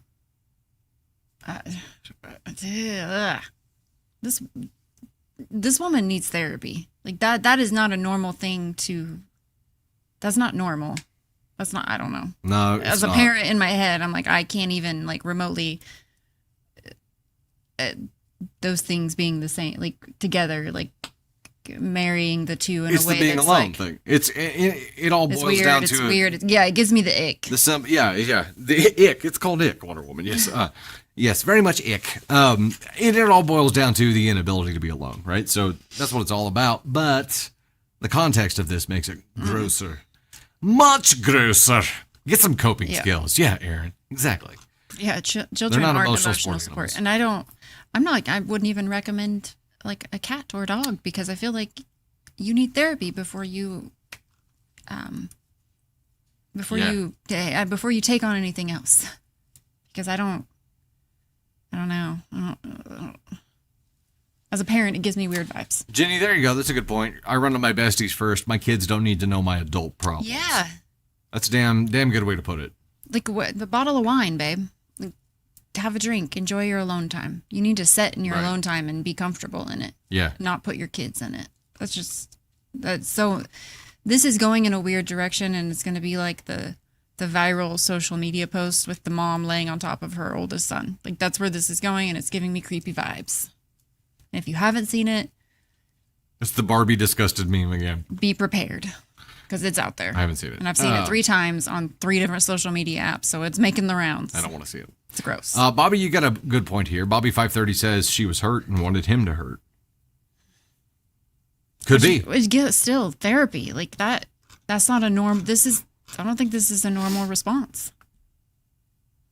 That date dodged a bullet. Yes, yeah, for sure. For sure. NTA. Let's go ahead and make it official. Good luck with your custody modification. I hope it goes well for you. All right.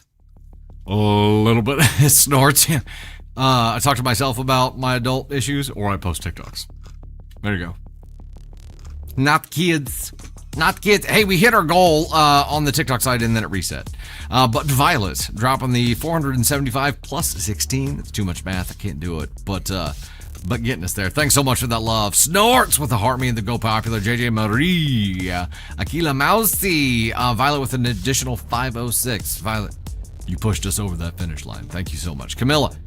Candy Koala, Bailey Chapman dropping the 75 figure hearts. Tiondra, John S. Lee, author, Candy Koala, Jody, John, again there, Whiskey Tango. Thank you guys so much for the love. Caitlin dropping 15 as well. We're back. Yeah, it booted itself right back up. It keeps doing this. Let's see.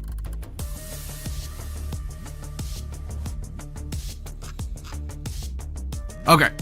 The Drum Pop Wonder Woman. Hell yeah. Thank you. Okay, and you have me skipping, correct? Yeah, I'll move that to the...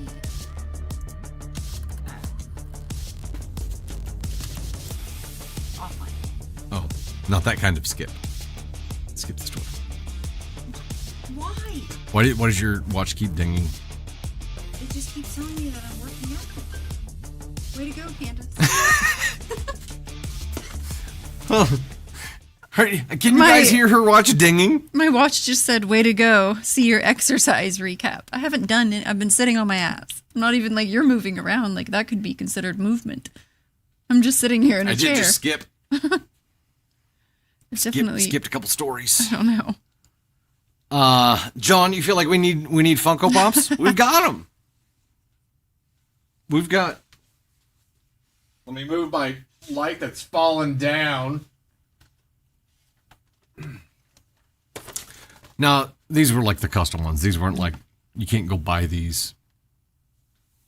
At the base. But they should exist, huh? I can't remove my watch. There's just a white band there. Unburned skin. You got the Tony Spark watch band tan line. Yeah. Can you? I don't. You can't see it because of this light, but this light really fades me out. I feel like if Funko actually did make these and made them available, in like 6 months, we'd be getting a message from them and they'd be like, nobody's buying them. So this was a terrible idea. We'd be like, yeah, we're sorry. I don't know what to say. Send them all to us. We'll figure out something to do. and then we'll have a warehouse full of Funko Pops of ourselves and have to figure out something to do with them. I feel like this is something that you've thought about before. No, just thinking about it right now. Just thinking about it right now. I'd buy your Funko Pop, babe. Thank you. I'm pretty sure you did. No, I didn't. I bought yours. Probably. No, 100%. I designed it. I did not. Someone sent that to us for you on your birthday. Yes. Yeah, the one of me was sent to us. Gift them away each week. There we go. They can become Wheel of Thunder prizes. There you go. Free Funko Pops. And after 37 years, we'd have 10% of them gone. Yeah, I think it's a great idea. Great idea. Okay, let's go ahead and dive into our next story here. This is our last story. There's another one. I pasted 8. Oh, okay. Oh, I'm waiting for. No, I'm sorry. I'm waiting for it to show up. Yep, I found it. Oh, okay. Okay. Next to last story here. Okay. Am I the astronaut for getting married a month before my stepbrother? Me, 31 female, and my fiance, 32 male, have been together for 13 years. We were getting ready to get married. We bought a condo, a cat, and we're working in our careers. A few months ago, we decided to get married and planned a private wedding with just us on the day we started dating. Due to our age, we have about 8 weddings to attend this year, one of which is my stepbrother, who we rarely see or talk to. We didn't really grow up together, and I've seen him a handful of times in the last decade plus. So I didn't think twice about our ceremony day, which no one is invited to, and it's in a different country, being about 5 weeks before his wedding. We decided to tell our families this week that we're getting married and that it's private. Since we won't see my stepbrother until his wedding, we texted and told him the plans. We felt it was rude to show up to his wedding married and it being a surprise. For the record, we are about 3 months from being married at this moment. Well, big mistake. My stepbrother texted my fiance back separately, saying that he's incredibly hurt that we would pick that day and feels overshadowed. Yes, my stepbrother texted my fiance, not me. My fiance apologized that we made him feel that way, re-explained the reasoning for the date, and said we were very excited to celebrate him. My fiance was then uninvited to my stepbrother's wedding, as the apology was not enough and he's still very hurt.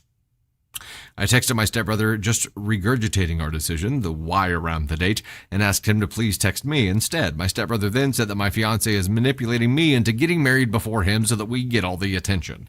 My fiance and I decided to leave it alone as we're very taken aback by this. To be very clear, my fiance is a very nice man who's been nothing but nice to my stepbrother in the very small times that they've seen each other.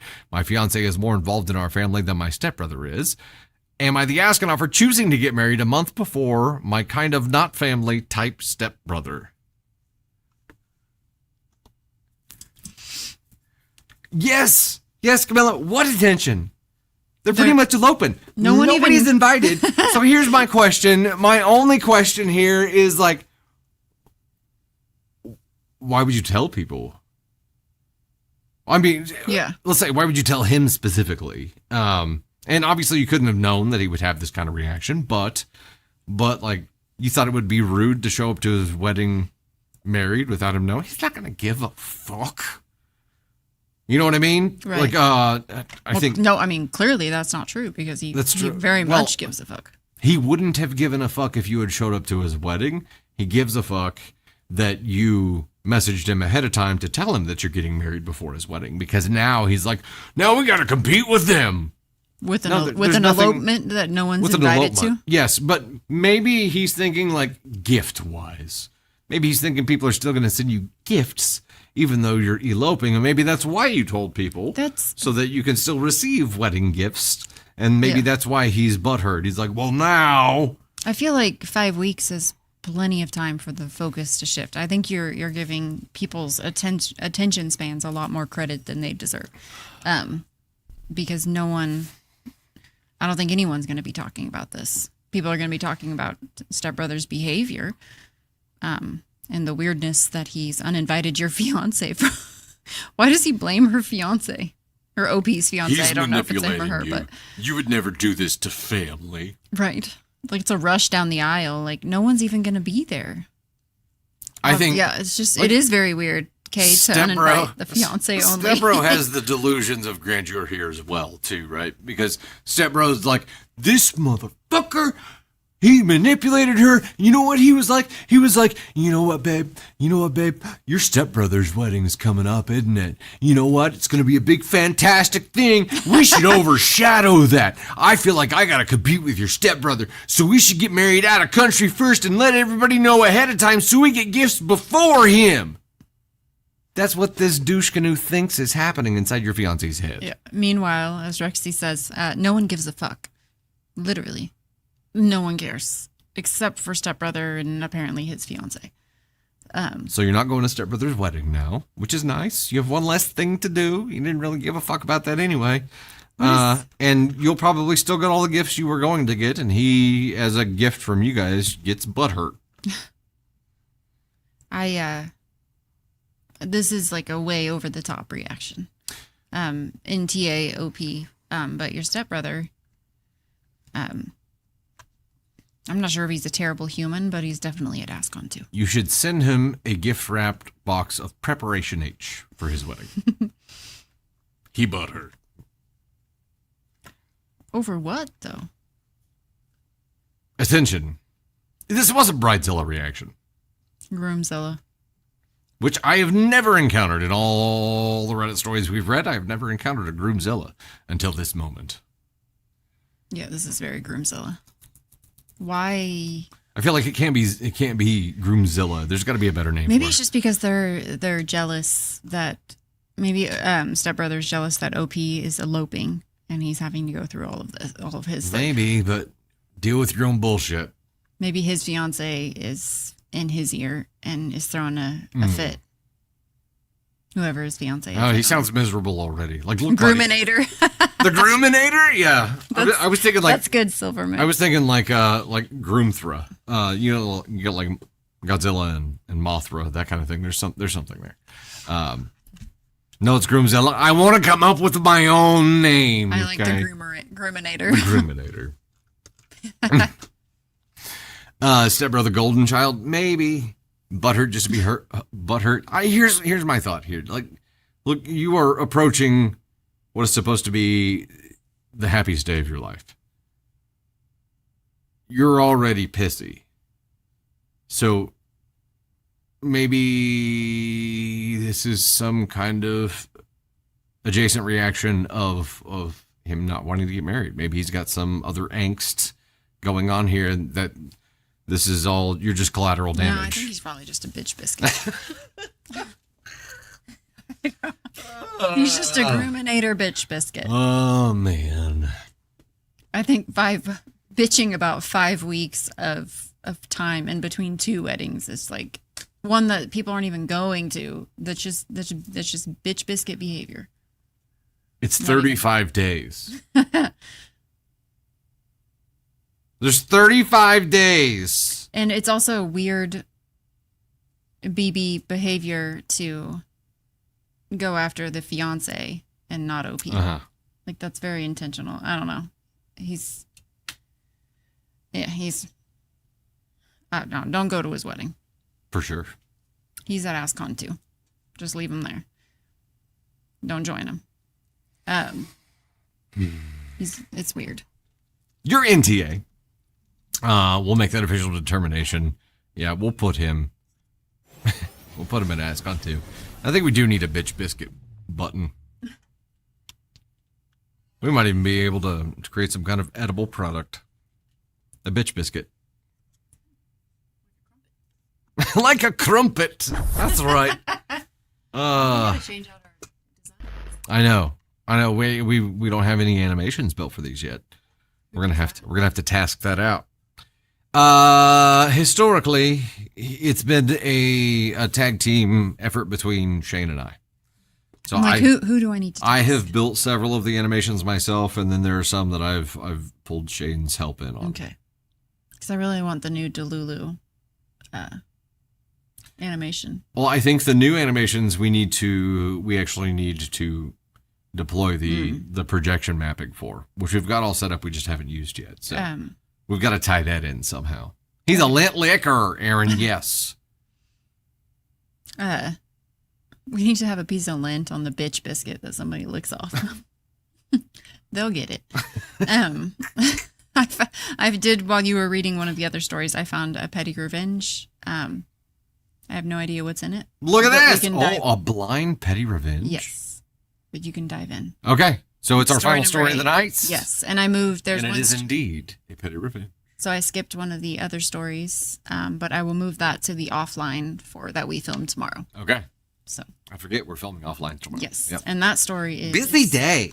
The one we're moving is, am I the asshole for telling my daughter she's too old to be sitting on my lap? Yeah. Too old.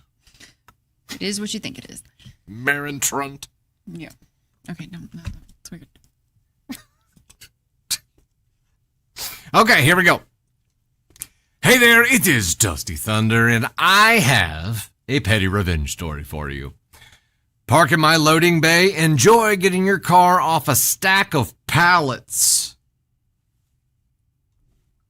Car on pallets, not pallets on car? Okay. Long, true, and overly detailed. As a teenager, I worked on an island at a grocery store as the store receiver.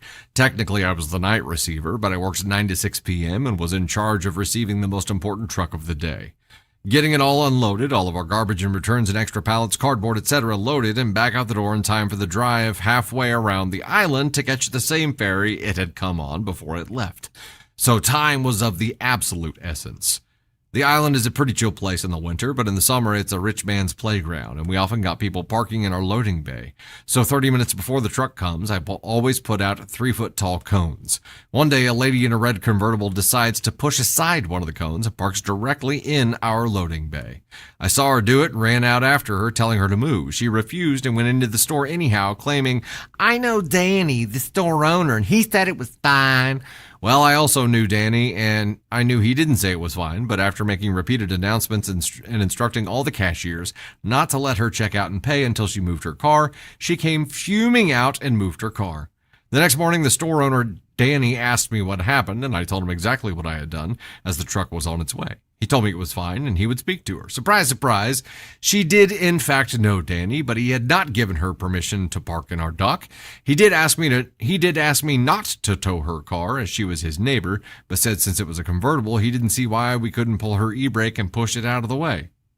Well, sure enough, is exactly what we did a week later, which he again parked in between my cones and then facing the loading bay door, where I was giving her a clear look, flipped me off.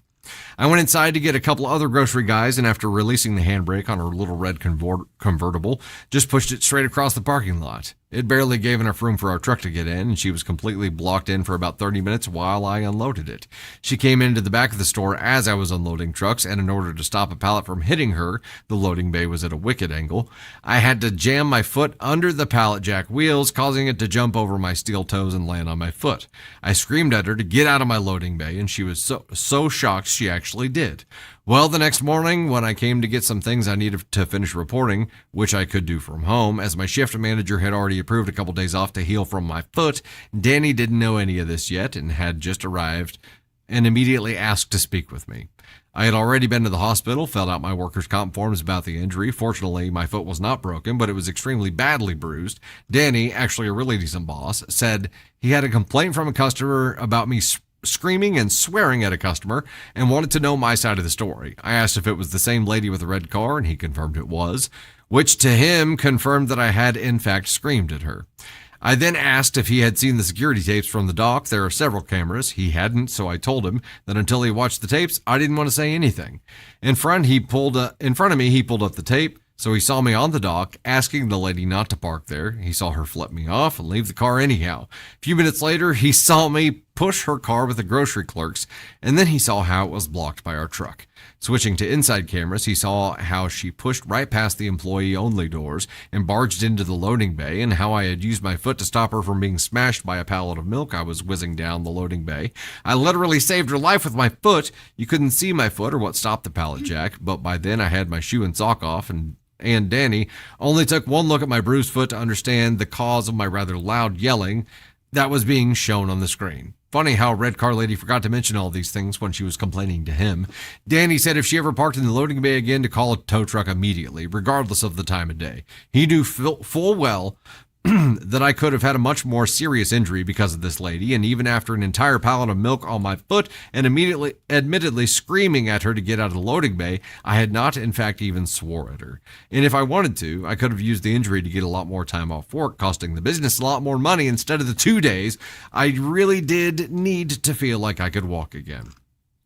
While the next week came and went, and sure enough, Friday afternoon, who pulls up and parks, not in the loading bay, but in front of the dumpster beside the loading bay, still effectively blocking our truck from making the wide turn to get into the bay.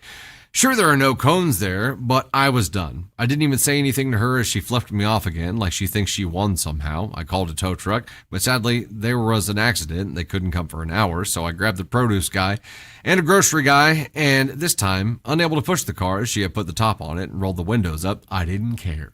I just took the pallet jack and had the produce guy drag out a few pallets, put a pallet under her car and used the pallet jack, lifted and moved her car all the way across the parking lot, and then dropped it onto a stack of 2 more pallets. Her tires weren't even on the ground, and I left it just like that. And then told the tow truck where her car was when he had time. To her credit, she didn't come into my back and screaming at me last time, but the screaming was loud enough that one of the managers called Danny, and he came down to the store, and without even talking to me, just backed me and banned her from the store. I guess she wasn't as good of a friend as she thought. Petty, yes. Rewarding, yes. Danny actually gave me a 10-cent raise after that and never told me I did anything wrong. So I guess even he thought that she had crossed a line. Man, can you imagine having to deal with this bizzo who comes back and flips you off every time? It's just like, I know people, bitch. And then he puts the pallet under her car and uses the fucking pallet jack or forklift and fuck you. And then puts it on more pallets. So she gets out there and there's no recourse. Not a damn thing that she could do. And if she tried to get it off there, she ended up just screwing her car up. And then she did end up getting her car towed, I'm sure. But this bitch. Now, Danny, poor Danny. Poor Danny. Danny still lives next to her. Oh, that's true. She's going to come block his driveway with her damn car that and she flip uses. him off every day. She's gonna. She just weaponizes her vehicle in the worst way fucking possible. I mean, it was either that or I guess her convertible top was up. I was like, if the convertible top was down, you could have filled the car with the garbage, which would have, been an option there too. These are the people that I love how she, one, almost got ran over by a thing of pallets, and then two, or a pallet of milk, sorry, and then blamed him for yelling at her. Even though she was in the one place. How dare you yell at me while saving my life? This is the definition of a see you next Tuesday. The reason we have a bizzo design. She was really milking it. That's good. Did you read that in the comment section, or did you? No, I just read it in my head. Love it. Good job. Wow. Way to go. I don't believe that you mean a single word of that. Why? Because it just seems like you're being feces. I just didn't know because you were looking straight at the screen. I thought you read I'm it. always looking straight at the I wanted to screen. give credit where credit was due. Congratulations. Here's your credit. I want that shit. Want your petty feces credit? Okay. I work out, so back off. I work out sitting still doing nothing. Just doing your arm windmills. Right. 10 points to Dusty Door. Ross could have used a pallet jack for his sports car. Oh yeah. Yeah. That was so good. Stop! I always go back to Joey and the Porsche boxes. Yeah. You know? It's Porsche. It's Porsche. Ooh, salmon skin roll. Always with a poop. I know, Shadow Wolf. I'm sorry. I can't say facetious, so I just say you're being feces. You know. That's just what we say in the storm house. Yeah. I don't know. Poor Navy. There was something Navy said today that was hilarious. It was very adult. I can't remember. How does she say? You and I just looked at each other and we're like, I don't remember either. How does she say literally? Literary. Yes. She's like, no, literary. And I'm like, I literally just said that. Like, literally. She's like, yeah, literary. I asked her something the other day and she goes, yeah, duh, bro. And I was like, excuse me? What? Where did that come from? You're 5 now. You can just call me bro. Duh. Obviously. Bro. She uses that too. Obviously, bro. I'm like, where did this come from? She, The playground? Today was the first day that I jumped in the pool because I knew the water was cold. But after spending like 7 hours outside doing yard work, I was like, okay, I'm ready. And then I jumped in and sure as shit, like, Was it cold? there was shrinkage. It was cold, but it was the kind of cold that like after 30 seconds is fine. But it's so funny that like as soon as I jumped into the water, she's like, okay, we're going to play this and this and this and this. And I had forgotten about like all the pool games that we played the year before, but she had them ready to go. We did the taxi game where like she climbs onto my back and like we push all the way to the other end and then like zoom across and back and forth. She just has a freaking blast. And then she'd throw the sinkies and I would go dive and collect them. And we did it. She just had a blast. She just giggled her ass off. She's always loved the pool. At least you didn't say you're rusted from the back. Too often. Yes, yes, yes. Call her my dude. There you go. He was pretty rusted from the back today. Yeah, still am. He had grass and sweat on there. It's all peeling. I came in after spending about 3 hours outside and I was like, hey, can you put some sunscreen on me? I think I might be about due. And I was just like coated in sweat. Yeah. I'm sure it was a turn on. That's fine. I wasn't like, Rubbing my sweat soaked back hair. okay. I call them wings. Okay. Stop. Because when I get in the water, No. maybe they're like like- fins. You need to stop. Well, I had to overshare at one point. We were here at the very end, and I hadn't overshared anything, so I just found that one. Oh my god. Oiled up. Oil it back here, yeah. It's literally. It wasn't too bad until I went to put it on his face, and then when I went to put it on his forehead, I went like this, and both of my hands just like slipped off really fast, and I was like, It's very sweaty. "That was slick. It was very slick." I was outside a lot. Yeah, I have to have Candy's help trimming my back. I can't get there. Yeah, I do. Maybe we should get it waxed. I'm not waxing my back. Why? It doesn't hurt as bad as your nose. Because I'm hairy all over. If I'm just waxed back, it's gonna look really fucking weird, and that means I would have to wax everything, and that I know, but I ain't feel happening. like if I got to watch somebody wax your back, that would just be really like fulfilling for me. I bet it would be. I bet it would be. Why don't we just pay somebody $50 to poke me with a hot poker? Like, yeah, that's really fulfilling for me. Oh my gosh. I don't want to have my. See, as a waxer, that would be so satisfying. I don't want to have my back waxed. I have like I'll talk him into it. I've only done like ears, nose, and Brows. eyebrows, and that's it. But anytime I know, I'm in you would there, be such a baby about it. oh, I'd be terrible. But every time I go in, not every time I go in there, but I will bring up conversations about like dudes getting legs waxed or getting the Brazilians or whatever, and they have people to do it. They have dudes that do it. Oh, they that is commitment. get Brazilians. Yeah. Yeah. I don't know if you call it a Brazilian on a dude. I don't know what you call it, but I don't know. I think you gotta try it just once, Yeah. just to see what it feels like. Oh, Kelly Clarkson. Yeah. Yeah. No. YOLO. YOLO. Go get waxed. YOLO. Oh my gosh. YOLO. You only get waxed once. I don't feel like that's a thing that I would ever recover from. I didn't know Candy was a sadist, Rexy. Yeah. No, you charge for the live stream. It'd be a VIP to see Dusty Thunder get his back waxed. Hot wax on the boys does not sound good, John. It's a Brazilian. I can't. Okay, that I can't that makes imagine. sense. Brazilian. That doesn't make sense. Okay. That I feel that's too far. I wouldn't want you to go through that. That's too much. Yeah. That just seems like it would be incredibly painful. Yeah.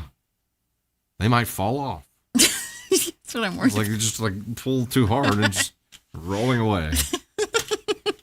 That's what I'm worried about. I don't think that would. I don't think That's that what would you're be good. worried. That was your concern. Yeah. You're like, I don't want. It's not that I don't want you to go through that pain. I don't want that area to be damaged. That's what you meant. Okay. Yeah. Yeah. Literally. All right, that is it. Charity fundraising. There we go. Now we know. Now we know what we need to do for the fundraiser. Oh my gosh, yeah, that's great. That's a great idea. Yeah. I'll get my eyebrows waxed, and you can. We'll donate the hair to someone. I don't like that. No, bro. Pain creates change. That's what I'm gonna. What exactly are we trying to change That's here? what I'm gonna whisper in his ear right before they yank off the wax strip. Dusty's waxing could pay for Navy's college tuition. Yeah. Oh, this is a terrible idea, y'all. I don't know. We could do your legs too. Why? I don't know. I don't have a lot of hair to offer. Not waxing my head. I have a lot of hair to offer. You do. A lot. Head to toe. I'm just this part right here is the only place where there isn't hair. So you can swim better during the taxi dad game. Yeah, totally. That makes sense. Maybe that's what gives him his speed in the water. If I shimmy just right, I think I put my fins to use, though. Okay, turn off the stream. All right. Thanks so much for hanging out with us, guys. You've gone too far. It's always a blast. You think I went too far this time? You haven't watched the YouTube members only live that I did with Tony, have you? I won't watch that. Okay. I'm not going to watch that because I don't trust you guys. You guys or me? Both of yous. Okay. Well, Tony Spark only pops in for 5 minutes to do the princess wave and leave on Sunday night stream, so we know he's not here. But there was only one time when I crossed the line. But I hope you guys had a good time on the YouTube stream. It was fun. I had no regrets because I needed sleep. Indeed. No regret. No regrets. Gerts. Or it was regrets or something like Yeah. that. Yeah.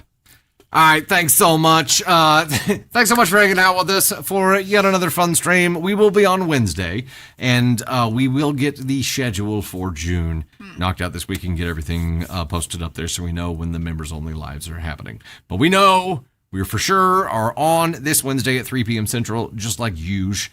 And we'll talk about potentially throwing Lightning Round in for this next one. Take it or leave it. All right, thanks so much. We'll see you guys Good next night. time. Bye. Night, y'all.